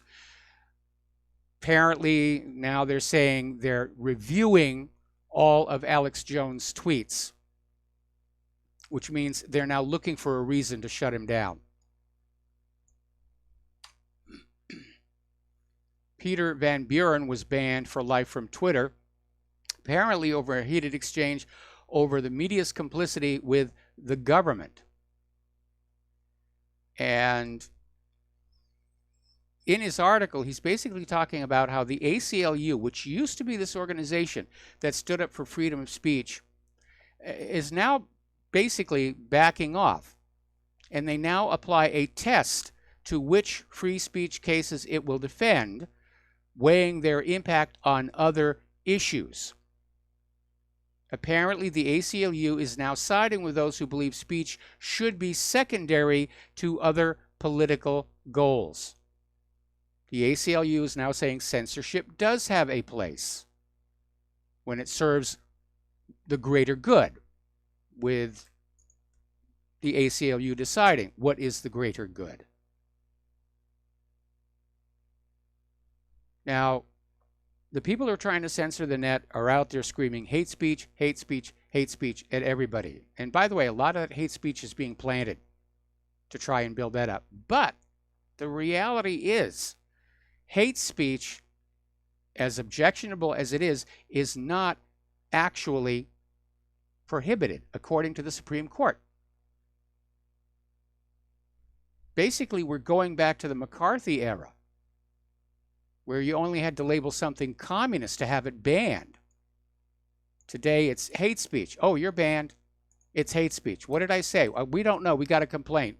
We don't have the time to check it out. But somebody complained you're engaging in hate speech, so you're banned. Everyone needs to start looking at moving to alternative social media. Kim.com is getting his Twitter replacement up and running. I'm looking for a new video platform to replace YouTube. I don't even use Facebook and Twitter. I haven't for a very long time. And DuckDuckGo as a search engine is doing really, really well. And I ran some test searches on it the other day. It's not filtering and it's not biasing. I got exactly what I wanted to get. I didn't get something else thrown up in front of it, like when I do about global warming denial. I didn't get, oh, you want to read about the proof that global warming is real, the way that YouTube is now doing. Okay, apparently there's a new warning out. You know all those satellites they have up in space, and they all got computers hooked into their radios. Apparently, one area where they have not really been looking at it too carefully is security. And now there is a concern that satellite systems used on aircraft, ships, and by the military could let hackers take control of them. And the worst bugs could let attackers overcharge the satellite antenna to damage the equipment or harm the operators. Others could be used to betray the exact location of military forces in crisis zones. Nobody was really thinking about this possibility. Okay, we're going to grab, well, we've got 2 phone calls waiting. I'm going to try and fit them in the last segment this hour before the Lady Claire comes on in. By the way, you've probably seen these new laptops where they don't have a separate power connector, that you can actually get a charger on a USB cord, plug it into the laptop, and it will charge through the USB-C port. The problem is these chargers are coming with built-in malware, and once it's plugged into the USB port, they can get into that machine. So I'm going to stay with a machine that's got a separate power cord. We're going to take a break for commercials, back with phone calls after these few words.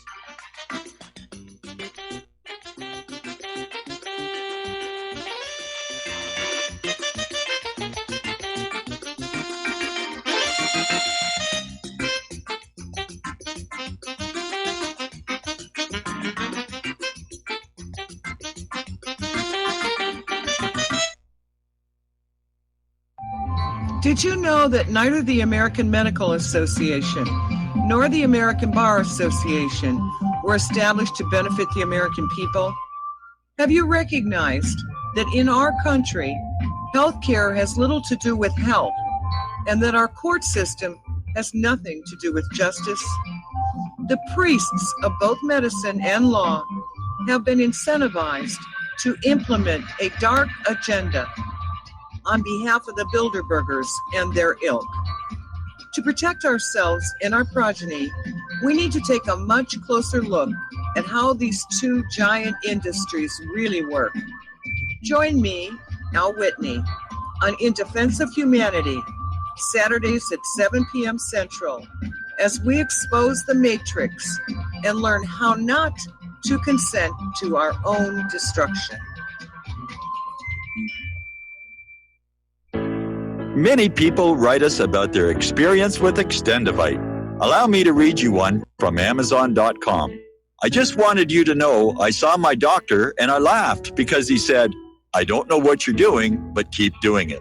I have been taking Extendivite. I had borderline high blood pressure, heart flutter, high cholesterol. I changed my diet and included Extendivite with an amazing turnaround for the better. A few months later, I had a doctor's appointment and took a stress test. I passed. No heart flutter, blood pressure was perfect. My doctor even took me off my medicine. I thank you truly from the bottom of my heart. This stuff works, and I'm so grateful for Extendivite. Thank you, Justin G. Tell us your story. Get Extendivite today. Call 1-877-928-8822 or visit heartdrop.com. Extend your life with Extendovite. Do you or a loved one suffer migraine headaches? Listen to what scientist Kurt Hendricks has to say. 35 million people in the United States suffer with debilitating migraines. If you or a loved one are one of them, you need to know about MigraLief. Hi, I'm Kurt Hendricks, the scientist that formulated and patented the MigraLief migraine formula.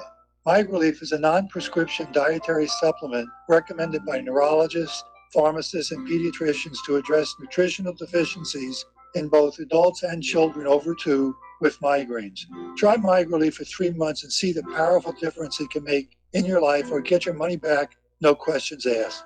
Go to MIG911.com or call 800-MIG-7354.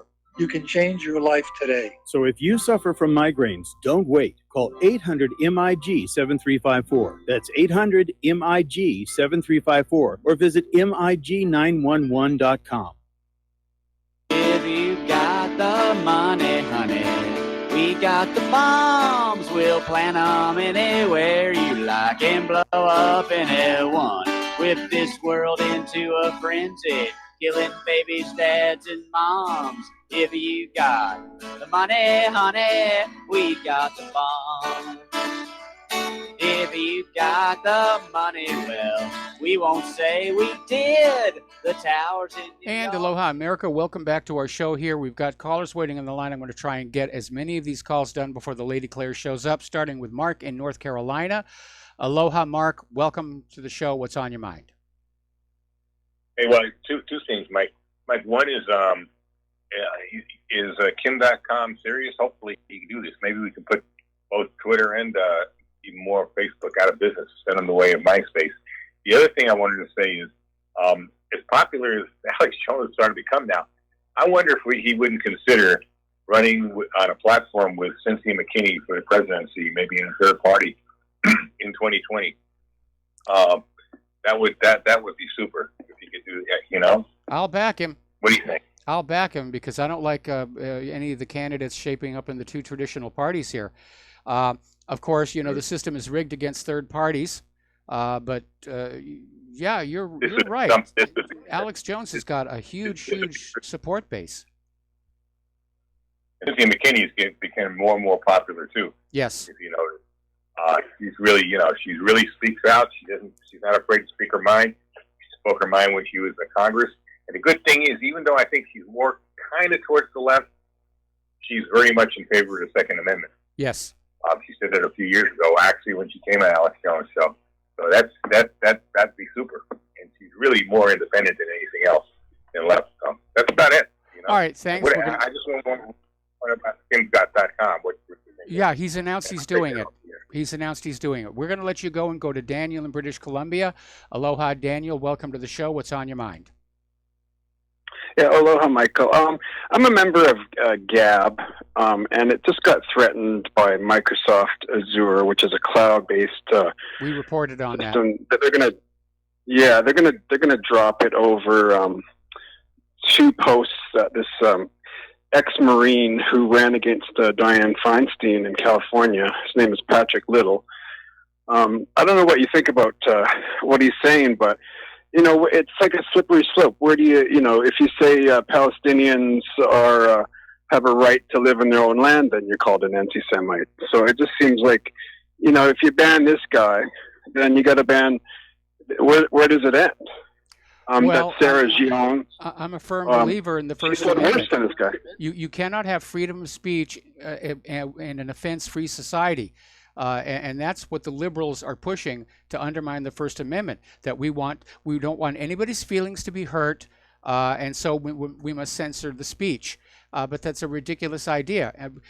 I mean, liberals live to be offended. It's part of their identity. You're never going to see a happy liberal. Their self-image is of being miserable and being offended by everything around them. So for me, there shouldn't be any censorship whatsoever.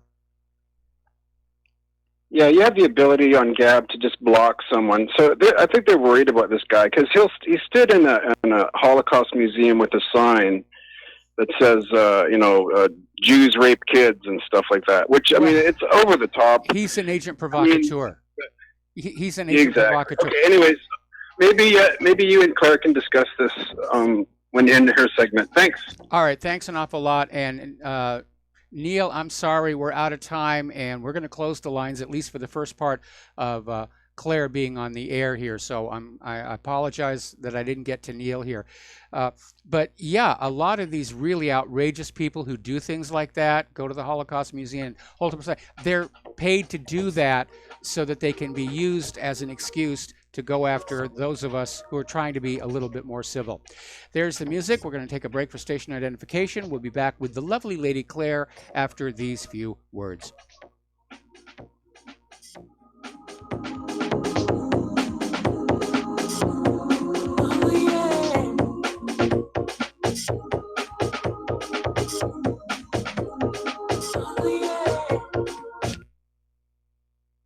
Tired of being lied to by mass media? It's growing more and more apparent today that news is received less and less through standard media outlets. Even with a growing audience every day, RBN is beginning to direct more efforts into social media. Social media and the use of the internet is fast becoming the primary source of people for news, regardless of demographic. RBN has set out to provide some of the best news on the internet through republicbroadcasting.org, and also has begun to use the tools to our advantage by way of social media. Republic Broadcasting is now operating a Facebook page to function as yet another avenue to have our collective voice reach new audiences across not only America, but across the globe as well. The Facebook page features not only news, but also an RBN player to listen to our broadcast. Get involved by visiting facebook.com/Republic Broadcasting and liking our page and share it with your friends and family, because you can handle the truth. You're listening to the Republic Broadcasting Network, because you can handle the truth.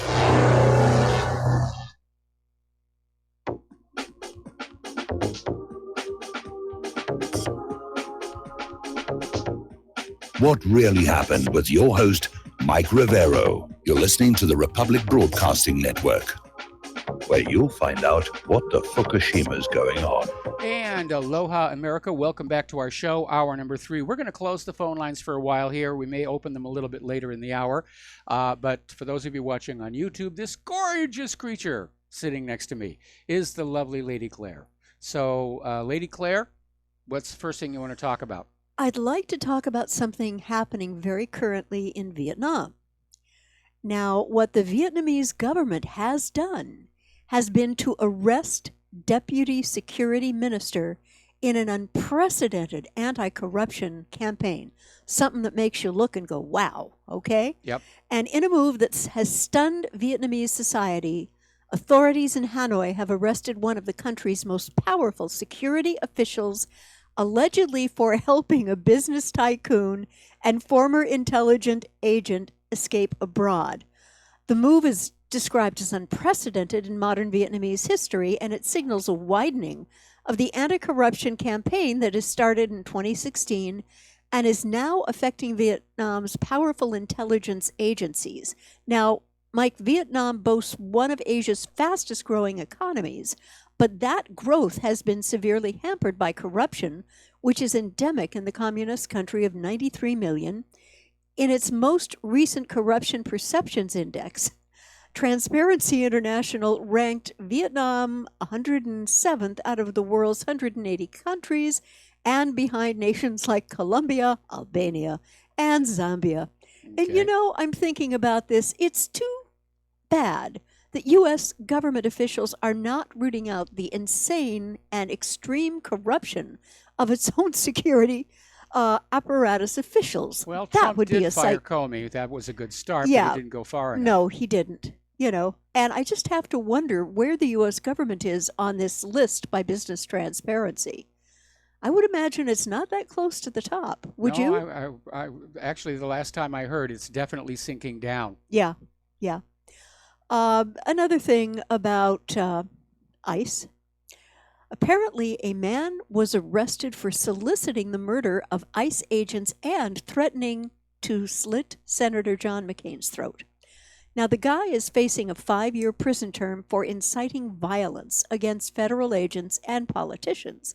Now, beside offering $500 for the head of an ICE agent, the suspect urged someone to slit the throat of John McCain. Now, law enforcement agents arrested Brandon Zebrowski from Cambridge, Massachusetts on Thursday morning in New York.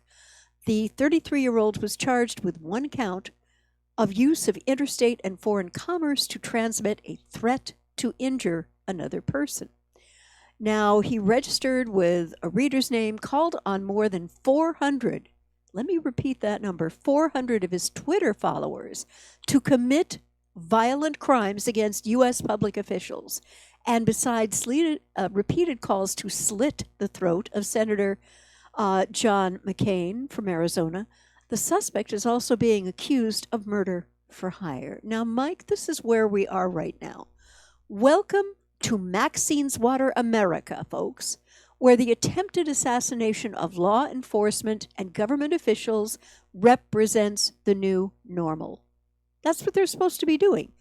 And, you know, looking back at that brilliant and pivotal and wonderful Martin Luther King speech, when Reverend King gave that speech, I Have a Dream in D.C., I got to tell you, I'm pretty sure that this was not what he was talking about. I don't think he'd be very pleased at all with what's going on these days. Yeah. And apparently there was kind of a brouhaha to which this lady is singularly unaccustomed. State Department spokesperson Heather Nauert refused to condemn Thursday's coalition airstrike on a school bus in Yemen. Now, this strike left as many as 50 people dead and 63 injured, and the vast majority were children, little ones, trying to get whatever education you can possibly get in Yemen, which I can't imagine is great.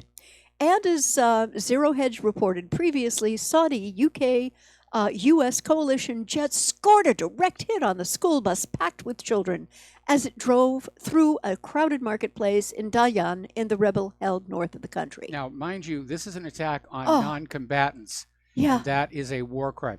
And that's why the UN General Secretary is calling for an independent investigation. Mm-hmm.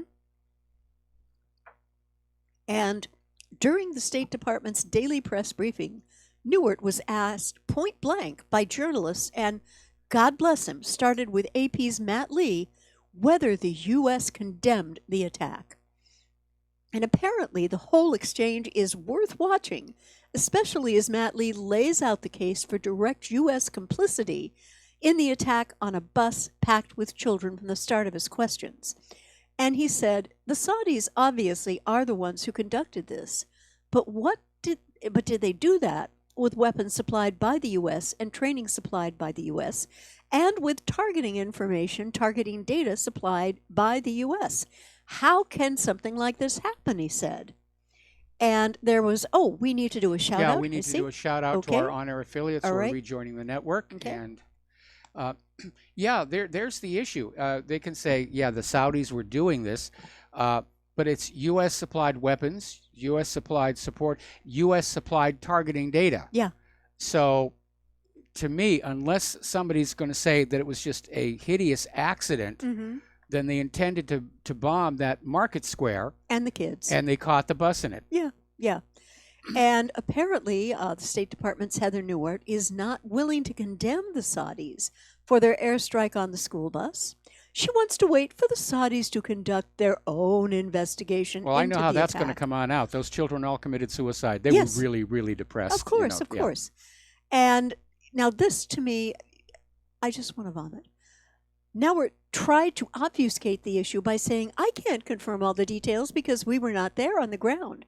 Not only did she refuse to say the State Department condemned the attack, but wouldn't so much as agree to simply call for an independent investigation into the incident. She only called for a Saudi-led inquiry.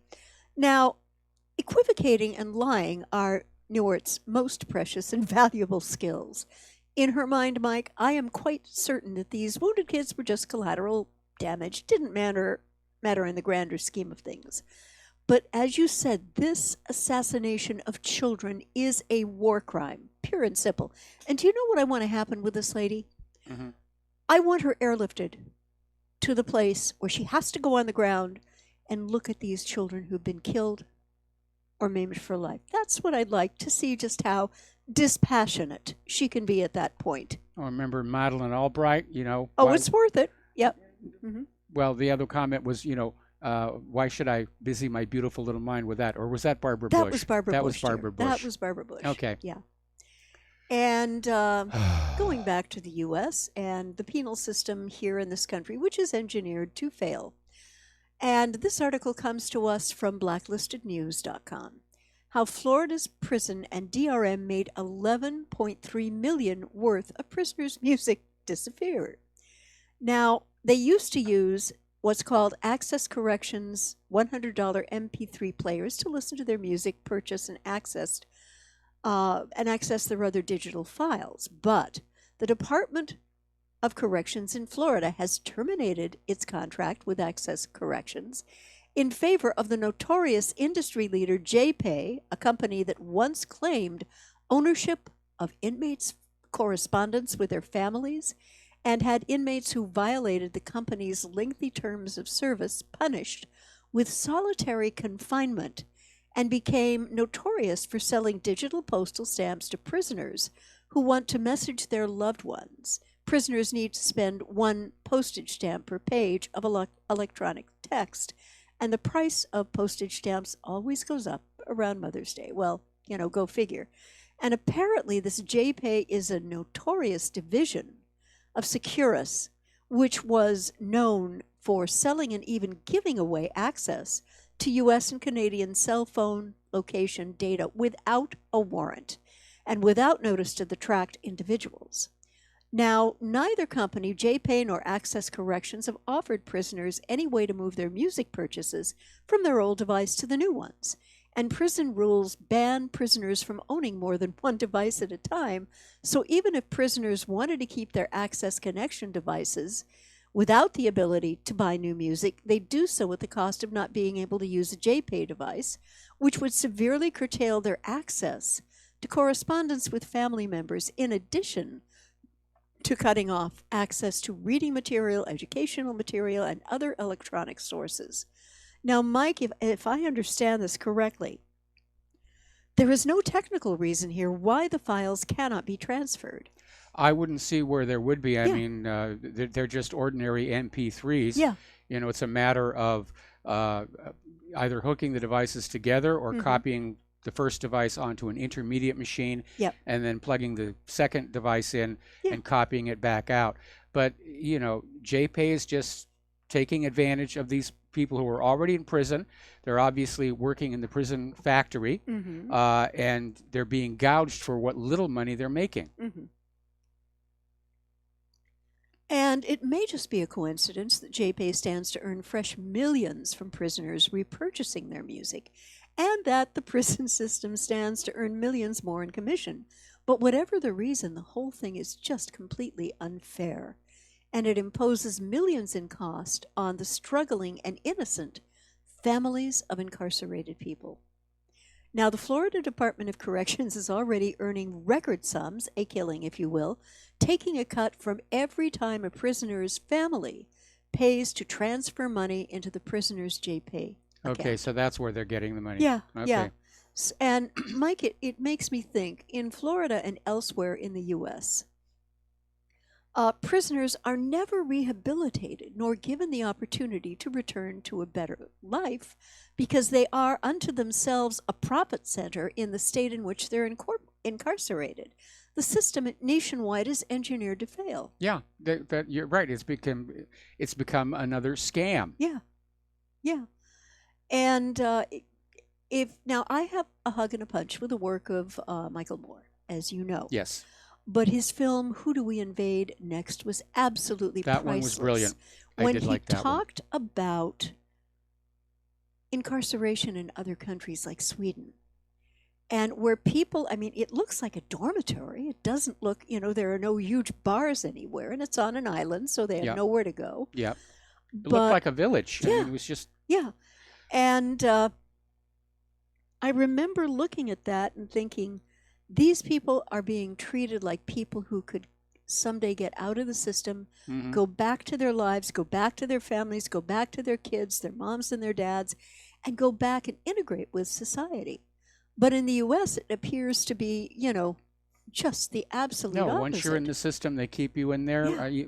Do you know that these prison factory companies will literally have a contract where it says that the police force for the state or the court system guarantees a minimum number of prisoners will be locked up in these prison factories, or the state has to pay a penalty. So there's a financial incentive to just, grab kids and arrest them. Yeah. That could have been the motive behind this stupid thing the Chicago police did that's got the neighborhood riled up, where they took a truck full of Nike shoes. The back was left open. It was parked on the side. They were just waiting for some kids to come on over and grab the shoes so they could be arrested. It was entrapment. Yep. It was entrapment. It was entrapment. And now let's go to our dear Vice President Michael Pence. Michael Pence says America's Space Force will seek peace through strength. Insert ominous music here. Vice President Pence delivered a speech on Thursday outlining President Trump's vision of a Space Force, an idea that Trump has repeatedly riffed about at rallies over the last several months. And what he said, now the time has come to write the next great chapter in the history of our armed forces to prepare for the next battlefield, where America's best and bravest will be called to deter and defeat a new generation of threats to our people and to our nation. Pence said the time has come to establish the United States Space Force. It sounds like it's out of a cheap 1950s science fiction movie. Oh, yeah. Heinlein could have written it. Described by the Vice President as a new sixth branch of the armed forces, separate but equal to the other branches, the Space Force would be tasked with confronting the new battlefield of outer space. And my response to this is no, Mr. Vice President. This program is engineered to play catch-up against those weapons Russia and China already have, against which the U.S. military has no present defense, and there are a ton of them, Mike. Well, again, it's just a cash grab, and war in near-Earth orbit could literally isolate us. Yeah. If everything starts blowing up and destroying each other, it would be like a domino effect. Yeah. We could find ourselves unable to go into space for hundreds of years. That could be very counterproductive. But people who do war, they don't think long term. Yeah. They win the war now, and then they take the unused chemical weapons, they just dump them in the ocean. Yeah. They're using depleted uranium. They don't care what it's going to do to the population after the war's over. It's just, we've got to win, and we've got to win now. Yeah. But it's going to be hugely expensive, and to be very honest, I think it's a bad idea. Yeah, I do too. Mike, did you go over this first couple of hours? No, I didn't. Okay. The Russian Prime Minister Medvedev has said new U.S. sanctions would be a declaration of economic war against Russia. And Russia's Prime Minister Dmitry Medvedev warned that the United States on Friday that Russia would regard any U.S. move to curb the activities of its bank as a declaration of economic war against which it would retaliate. And he says our American friends should make no mistake about it. Medvedev also noticed that Russia has a long history of surviving economic restrictions and never caved in to pressure in the past. Our country has been living under constant pressure through sanctions for the last 100 years, he said, accusing the U.S. and its allies of employing sanctions to undercut global competition. Like, for example, declaring that Crimea was annexed by Russia, which never happened. Yeah. Never happened. He also said that that the U.S. targeting Russia's gas exports to Europe, Washington wants to push its own LNG, liquid natural gas shipments to the continent. It's absolutely non-market anti-competition measure aimed at strangling our capacities. That's exactly what it is. I mean, come on, guys. That's exactly what it is. And I'm starting to get this idea. Trump's idea of making America great is to knock the rest of the world down. So, and the question is, can they do that? And Medvedev also pointed out that the U.S. is simultaneously imposing tariffs on China, and the Chinese obviously don't like it. No one does. And in a companion story that comes out of whatdoesitmean.com comes the following headline, originally from Sputnik. U.S. establishment push sanctions to derail Ron Paul's mission to Russia. Did you go over Rand Paul's mission to Russia? Did you go over that earlier? I mentioned it just in passing in relation to another article about this mixed message that Russia must be getting, where Rand Paul takes this handwritten note saying we want to have closer relations. Then they get the note from the State Department saying we're hitting you with sanctions over the Sergei Skripal situation. It's definitely an attempt to derail any possibility of ratcheting down the situation. And what this article is saying is that President Donald Trump's enemies have helped launch new sanctions against Moscow that were timed to undermine this bid by Rand Paul to mend relations during his trip to Russia this week. And this comes from former Foreign Service officer and advisor to Senate Republicans leaders, Jim Jatras. That's what he told Sputnik. On Wednesday, the U.S. State Department rolled out 2 rounds of anti-Russian sanctions over the Skripal affair. The first will be implemented the 22nd of this month, and the second round 3 months later unless Russia gives an agreement to chemical weapons inspection. Russia's never going to do that. That's not going to happen. But look at the timing, okay? The second round is going to be 3 months later. And in 3 months, we have that November 4th drop dead date by which no country on the planet is supposed to buy Iranian oil, okay? Okay, well, we're going to have to take a break here for commercials. Alrighty. And we'll be right back with the show after these few words. Okay.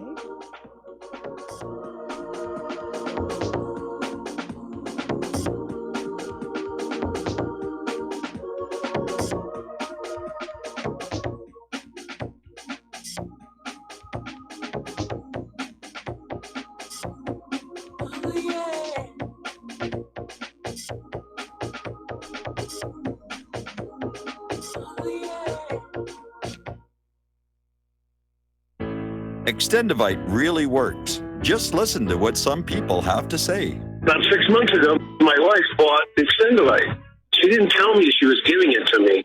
So after about 3 days, I said, maybe the weather's changed or something. I said, my legs feel really good. And she goes, well, I've been giving you this stuff. And it was the Extendivite. And you know that I'm about 75% better. I can actually climb stairs now, and I can get up out of chairs. I can even get down and, I have to work under a table or a computer table and work on a computer. I can actually get back up off the floor. You know what? It's an amazing product. I can't believe, I didn't think anything short of having surgery was going to help. Extendivite is only $69.95 for a 2-month supply of either capsules or liquid. Call now. That's 1-877-928-8822 or visit heartdrop.com. Extend your life with Extendovite. Folks, we're living in a world the likes of which we've never perceived any clearer than we do now. The plan for global governance has been in the works for generations and would have likely been achieved by now, but for the fact that the globalists left open their Achilles heel. With all their tools, Federal Reserve System, fiat currency, no child left behind, and then Common Core education introduced to our schools to dumb us down, vaccines, pharmaceuticals to lobotomize us, GMO foods, insertion of compromised or bought and paid for politicians, judges, mainstream media propaganda, all pieced together like a puzzle designed to ultimately bring the world under submission. But with all their strategy, they forgot one thing: knowledge. And knowledge is power. With knowledge, their bombardment is nullified. Folks, with that, as brilliant and knowledgeable as you've become, among the wisest audience of any radio audience in the world, and you are, I want you to take a moment to reflect and ask yourself, how much of that knowledge did I obtain from Republic Broadcasting Network? How high has my consciousness been raised since I've been a listener? How fast am I now able to discriminate truth from fake news by being a Republic Broadcasting listener? How clear am I now able to see the world since I've been listening to RBN? Ask yourselves those questions, folks. Then ask yourself, what is that knowledge worth to me? Like my morning coffee, how would I survive without it? A voice of truth in a sea of lies. Do we not all need to make sure it survives? Like public broadcasting, we are now finding we can only survive with listener support. Censorship, advertisers being attacked, truth itself being attacked. It's the only way through this. We at Republic Broadcasting humbly ask you to become a supporter. Look at your budget and make a determination of what Republic Broadcasting is worth to you and what you can afford on a monthly basis. Go to republicbroadcasting.org and pledge $20, $30, $40, $50, if possible, $100 a month or more if it's affordable. Click the donate button and become a regular monthly donor. Assure both us and yourself that Republic Broadcasting Truth will continue to flow like that morning coffee. The network thanks you.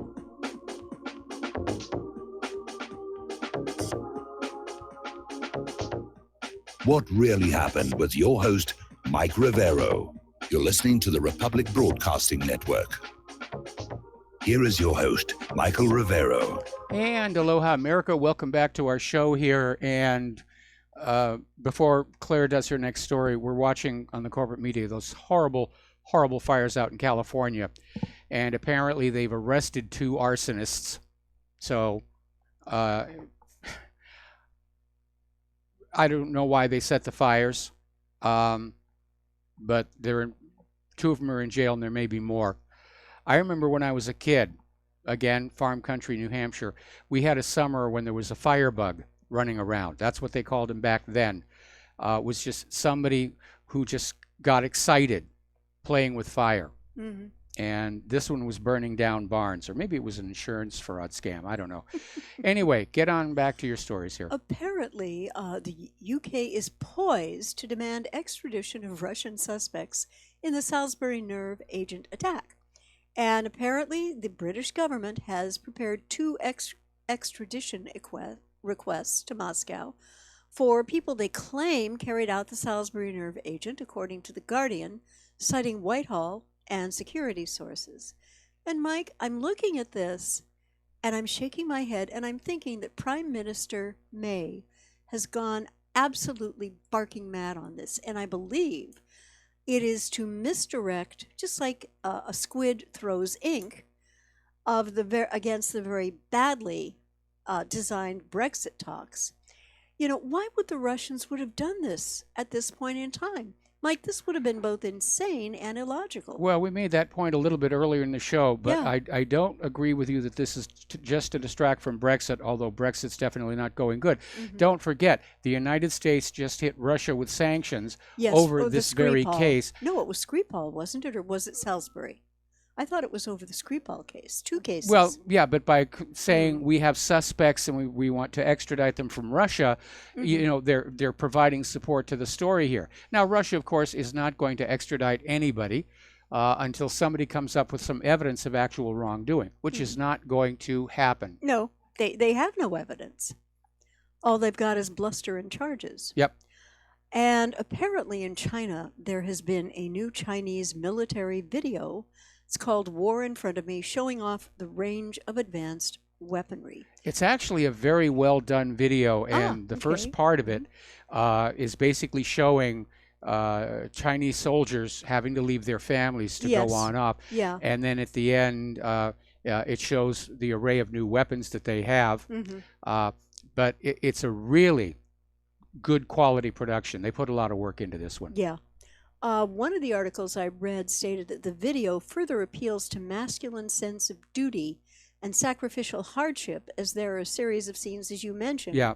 depicting men saying tearful goodbyes to their children and their spouses, after which infantry soldiers give fierce battle cries while waving the communist national flag, interspersed with overhead shots of huge intercontinental ballistic missiles in a silo and an aircraft carrier battle group. And the narration includes the first lines, "Peace behind me, war in front of me, pick up the steel gun. We must let go of the children." Yep. And in a further development, apparently today, China fired 6 warning shots to the U.S. Navy in the South They China weren't Sea. shots. What were they? The headline is a little misleading. They were Okay. radio warnings. Ah, okay. Okay. Mhm. And it was a U.S. Navy P-8A Poseidon jet, was flying at 16,500 feet to get a view of low-lying coral reefs that have been turned into garrisons with 5-story buildings, etc., etc. And there was, I guess, a bullhorn saying, "U.S. military aircraft, this is China, leave immediately, and keep out to avoid any misunderstanding." No, they didn't use a bullhorn, not They from didn't. 16,000 feet Okay, down. all right, There are yes. internationally agreed upon channels for radio Ah, communication. so this was not a bullhorn. This was an electronic bullhorn. Yeah, this Okay, this all was right. over the radio. Yeah. And Mike, how long do you think before China is going to uncork because they're so unhappy with the U.S. policy here? It's only a matter of time before somebody just gets fed up with all of this dancing around and just says, let's go for it. And it could happen by accident. I mean, that NATO plane that fired a live missile at the Russian In border. Estonia? Hello. Yeah. Yeah.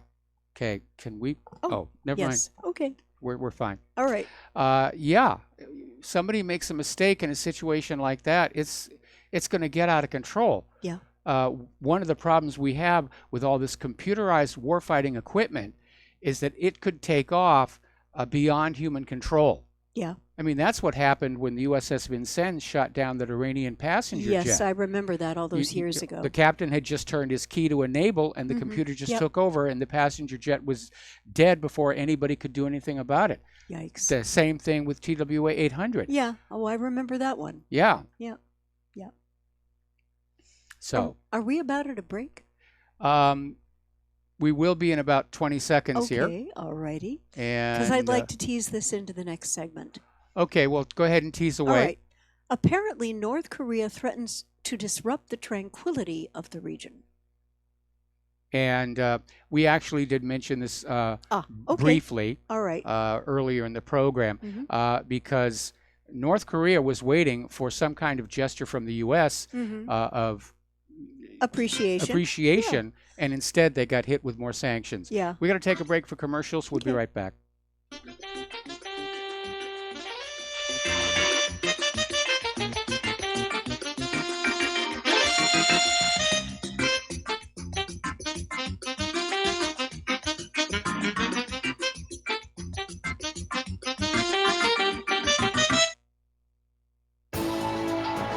You are tuned in to the Republic Broadcasting Network. Visit our website by going to republicbroadcasting.org.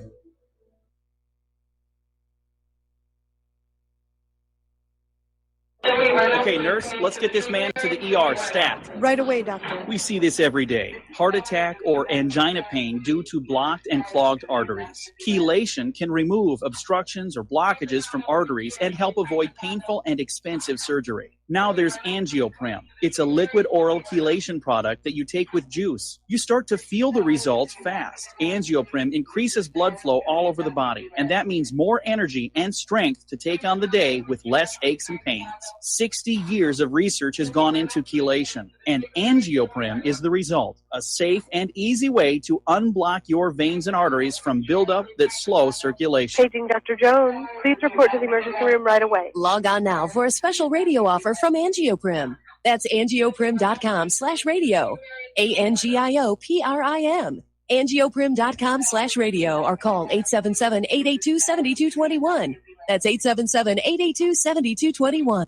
Corporate media dominates the American opinion. Finding independent voices that counter this avalanche is becoming increasingly difficult. With the endless corruption running rampant throughout our government, independent voices are needed more than ever to battle the offensive against our freedoms and liberties. As a listener of RBN, no one understands this concept better than you.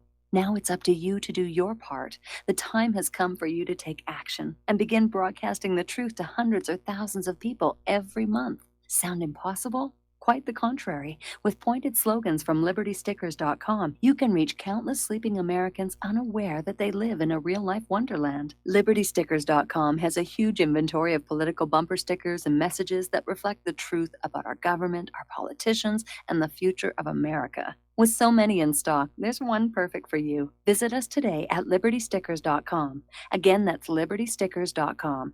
Do your part. Your voice is important. Let it be heard. Many people write us about their experience with Extendivite. Allow me to read you some from Amazon.com. It really does work like the review says it does. I cannot believe that after the first few days, I didn't feel as sluggish or clogged up. It has had a profound impact on my physical, emotional well-being. I'm skeptical as most people about products and their claims, and I never write reviews, but this is a wonderful product and I recommend it to everyone. Great product. It has brought my blood pressure from the mid-150s over the 80s to the mid-130s over mid-80s, along with diet and exercise in just the past couple of months. Excellent. Thank you, David. Tell us your story. Get Extendivite today. Call 1-877-928-8822 or visit heartdrop.com. Extend your life with Extendovite.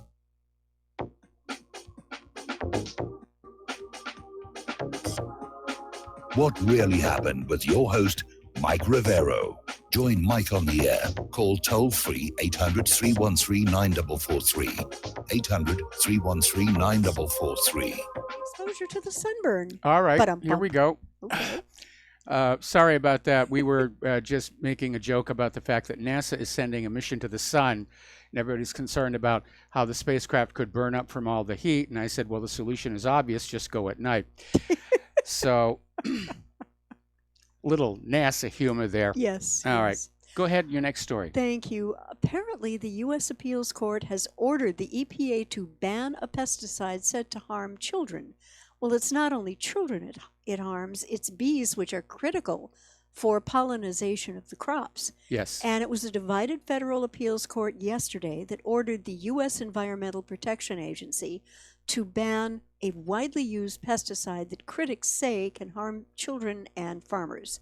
Now, it was a 2-1 decision by the Ninth Circuit Court of Appeals. There's a lot this group has done that I have not been able to be comfortable with, but I think they did the right thing in this case, Mike. They overturned former EPA Commissioner Scott Pruitt's March 2017 denial of a petition by environmental groups to ban the use of chlorpyrifos on food crops such as fruits, vegetables, and nuts. And this shows that the EPA can't just ignore the science that this pesticide damages children's brains. And this was said by Marisa Ordonio, a lawyer for Earth Justice, which represented the petitioners, and she said this in an interview. The Trump administration has to follow the law, as does everyone else.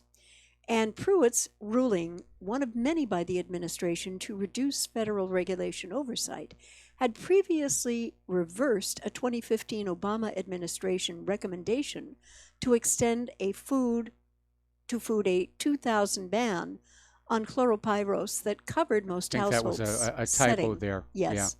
Apparently, writing for the Seattle-based appeals court, Judge Jed Rakoff directed the EPA to ban chlorpyrifos within 60 days, saying the agency failed to counteract scientific evidence that its residue on food causes neurodevelopmental damage to kids.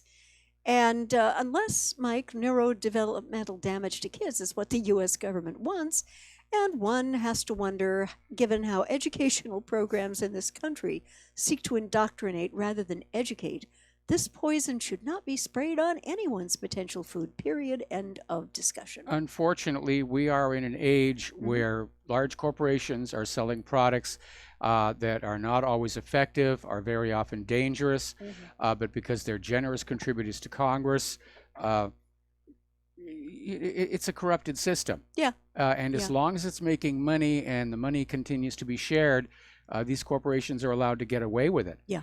Now, I know the small family farms have the option of going back to natural organic methods. But it is, I mean, what you're dealing with here when you're dealing with pesticides, they are a poison. Yeah. Okay? There's no getting around it. They are a poison. Supposedly they're designed to be poisonous against a specific life form, but not against you. In fact, Monsanto's big claim when glyphosate came out was that it was highly toxic, but only against plants. Oh, that boy. has since been disproved, I might add. 1,000,000 times.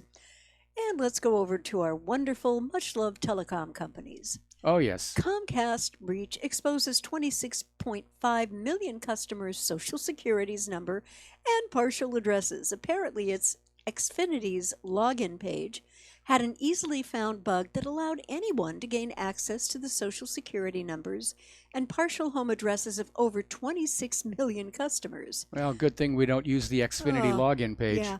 Their spokesapologist, I that's like a new that. word, yes, David McGuire, says the company patched the bug quickly after being notified of its existence by security researcher Ryan Stevenson, and added that the company takes our customers' security very seriously, adding that the company didn't think anyone had exploited the bug. Oh, how could they know that? Yeah, and I'm going to make a guess here.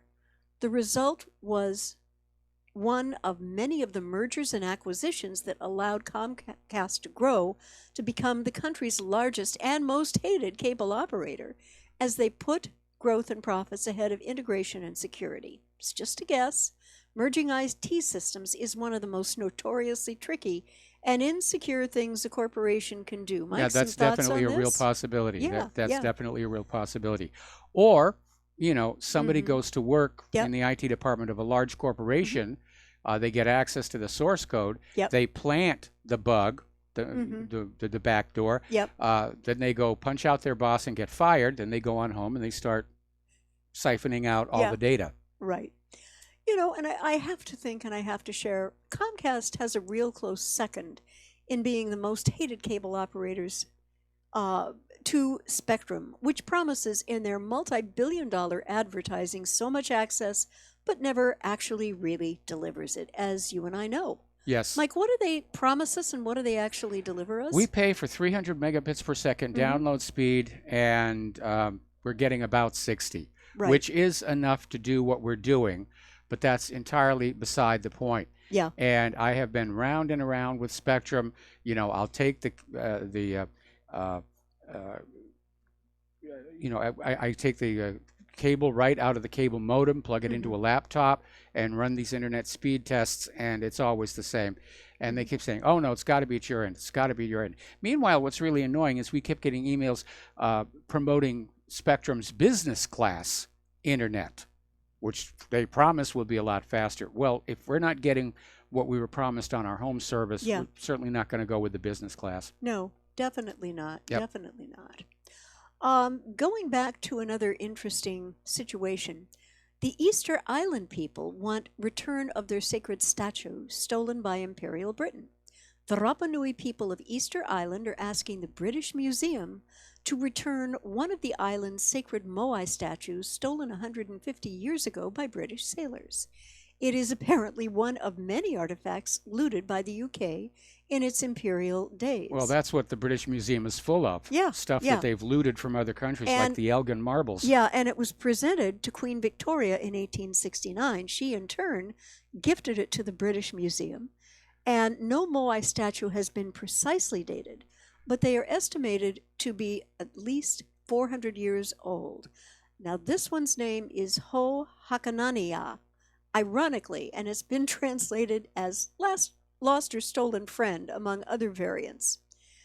Dear people of Rapa Nui, I wish you the best possible luck with this, but you are probably going to need a lawsuit and an attorney like someone with the star power of Amal Clooney to potentially get you out of this one, because she is attempting to negotiate in behalf of the Greek government for a return of the Elgin ivories. Yes. Yeah. Marbles. Marble, I'm sorry. Yes.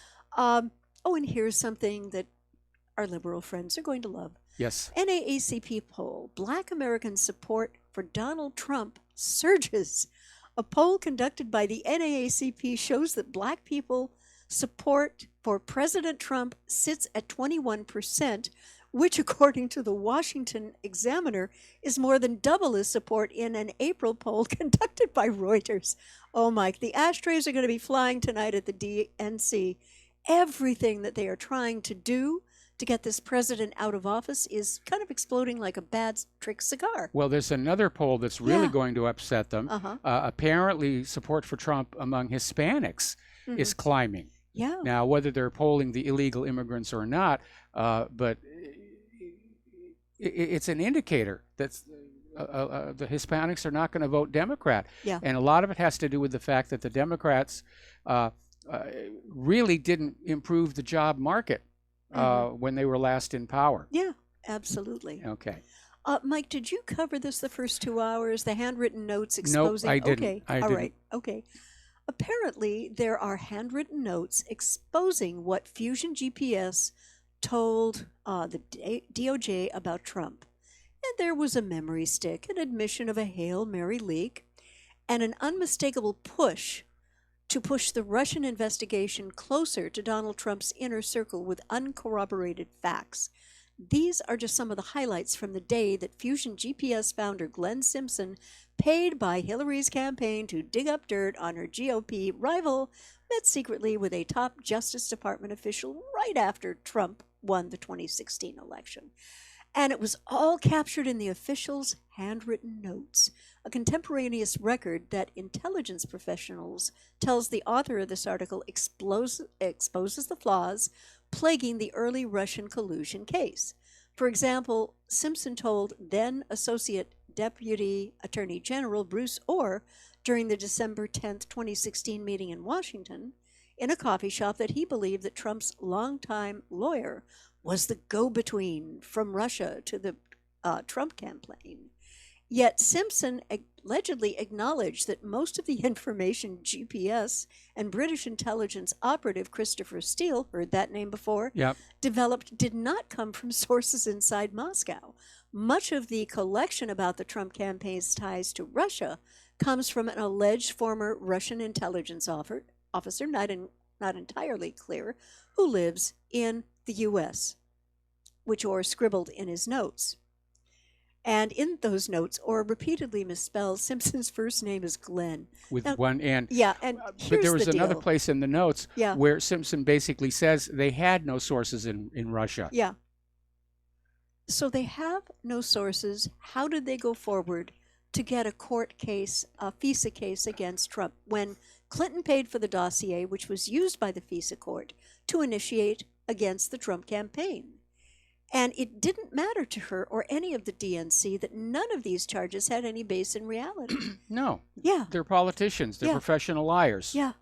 And it's all it's just about get your enemy. Yeah, it's all about getting Trump with a trial that is potentially going to play out beyond the 2018 midterms to ensure that the majority in the House were Democrats so they could begin impeachment charges against Trump.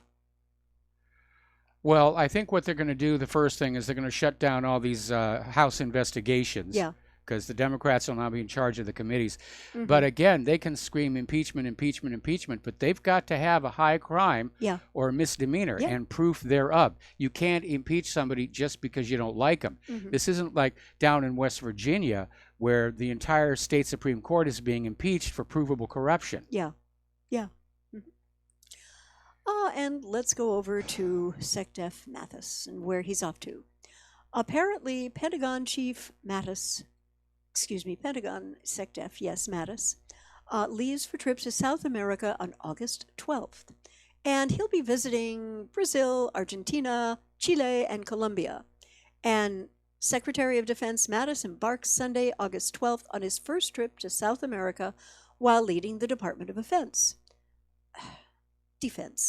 That was a Freudian slip. Sorry. The White House declared 2018 the year of the Americas, and the Secretary's trip underscores the department's strong defense ties with Brazil, Argentina, Chile, and Colombia. What, of course, Mike, is not mentioned here is the real reason for the trip, to figure out how to topple Maduro's in Venezuela after the botched drone attack. Yeah, absolutely. I mean, that's got to be very high on everyone's list. Also, something that you will not see in the prostitute or correspondence media. Apparently, 60,000 Pakistani troops are headed toward the Durand Line with Afghanistan to improve border security along the Durand Line with Afghanistan. And they're going to use the troops to expand patrols on the heavily disputed border region to curb the flow of terrorists operating between both nations. Now, the military officials requested anonymity for sharing this, and they informed Bloomberg that about 40% of the troops needed have already been recruited, with the total process taking up to 2 years. About 13% of the security fence along the 1,456-mile-long border has been erected. This is a lot of guys. That right? is a lot of guys. 60,000? Yep. Apparently, the Pakistani leadership sees no other way out other than using more force to try to resolve intrusions at its border. Okay. What's up? I'm just sending a message to our control room. Okay. All right. And And I'd like to go on. Please. Apparently, Don't wait for me. Iraq's election results unchanged by recount. Sadr's bloc retains plurality after the recount after the election. The ordered manual recount of the votes from May's parliamentary election have finished with the results broadly unchanged. Fewer than a dozen seats changed hands out of 329, and cleric Mutakta al-Sadr's bloc retained the plurality the way they did before. Now, Mike, this has to be the U.S. government's worst nightmare. Yeah. Because remember, Muqtada al-Sadr was the guy who told the U.S. that if one soldier extended their stay by 1 minute after the SOFA agreement with Iraq had them leaving, that there were fair game for the Mahdi army. And he could reconstitute the band very quickly in a very short period of time if they don't like what they see Americans doing in this country. Yeah, they very much could here. And basically, the United States has now lost control of Iraq. And like Syria, they're basically in somebody else's country without permission. Yeah. And this brings me over to Turkey. Turkish pro-government lawyers are seeking arrest of U.S. troops at Incirlik Air Base. This is a biggie. A group of lawyers assigned to Turkish President Recep Erdogan has filed formal charges against a number of U.S. Air Force officers who are stationed in Turkey's Incirlik Air Base. The complaint accuses them of having ties to terrorist groups and being in league with the banned Gulenist organization. And ever since the failed Cuckoo Kachu in 2016, Erdogan has blamed this cleric and accused the U.S. troops of being for him. Now, this is being treated by analysts who are saying the charges are a direct response to last week's imposition of sanctions against 2 Turkish cabinet members by the U.S. The sanctions were imposed in protest of Turkey's dissension of American pastor Andrew Brunson, who has been held since 2016 on accusations of Gulenist ties. And so, Mike, I've got to wonder, with these sanctions and counter-arrests, is the U.S. looking to go to war with Turkey, considering the sanctions they placed against them? I think the U.S. is looking to go to war with everybody. Yeah. You know, and it is utter insanity. Yeah. But again, all these sanctions, all they're doing is they're isolating the United States diplomatically and economically from the rest of the world. Yeah. And with this development, there is a current crisis in Turkey, and Erdogan is calling on citizens to sell dollars and buy lira amidst the collapse of Turkey's currency. And with that, we're going to have to take another commercial break. Okay. And we'll be back with the last segment of today's program after these few words.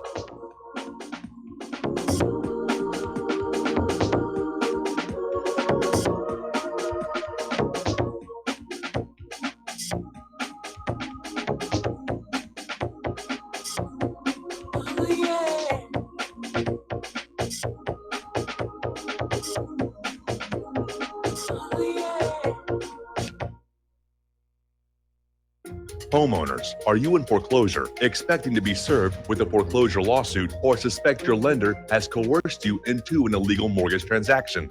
A huge number of mortgages made in the last 10 years have legal issues and are possibly defective. State laws and the U.S. Supreme Court have upheld that defective mortgage documents are grounds for foreclosure defense and for counterclaims in favor of the homeowner. If your mortgage has been sold or assigned since closing the loan, it may be defective and you may be paying the wrong party, and the lender may not have standing or the right to foreclose or collect payments under the law. If you would like to know if your mortgage is legal or not, or know if you are paying the right party, we can help. Our initial consultations are free of charge. We are not attorneys. We are legal researchers and work closely with experienced lawyers who know how to help you find the evidence to help you keep your home. Call toll free 1-855-2-KEEP-IT. That's 1-855-2-KEEP-IT today.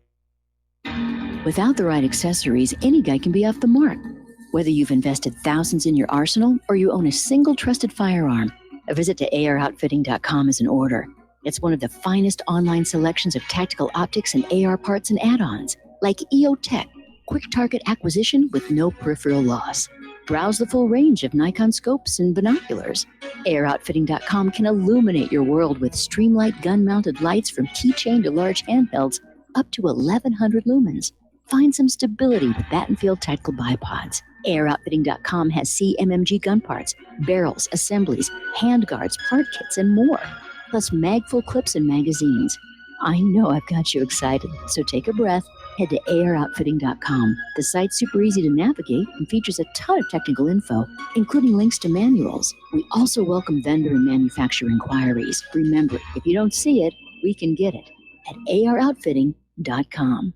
Do you worry a lot? If you're forgetful, nervous, moody, or overwhelmed, chances are you're not protecting yourself from the ravaging effects of stress and anxiety. No matter the cause, ongoing stress and elevated levels of the stress hormone cortisol can rob your memory, your health, your quality of life, and your future. Now you can combat the effects of stress and anxiety while improving your memory and recall at the same time with the dietary supplement Calm and Clever. Studies show that the ingredients in Calm and Clever reduce cortisol by as much as 30% in as little as 1 to 2 weeks and increase your ability to recall facts, names, and numbers in 4 to 12 weeks. Calm and Clever was created by scientist Kurt Hendricks, a principal investigator in 2 NIH-funded studies on Alzheimer's disease. Try Calm and Clever for 2 months. You'll feel the difference. Call 1-800-758-8746 or go to calmandclever.com.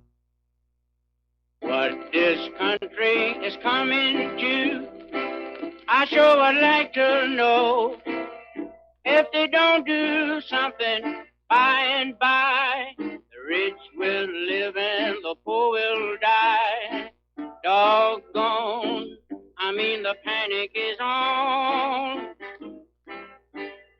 Can't get no way, can't draw no pay. And aloha, America. Welcome back to our show, last segment of our program on this Pauhana Friday. And Claire, what do you have to share with us? Well, this comes again from Zero Hedge, which is where the other articles about Turkey came from. And it's describing what's going on in the markets as a complete, consummate bloodbath.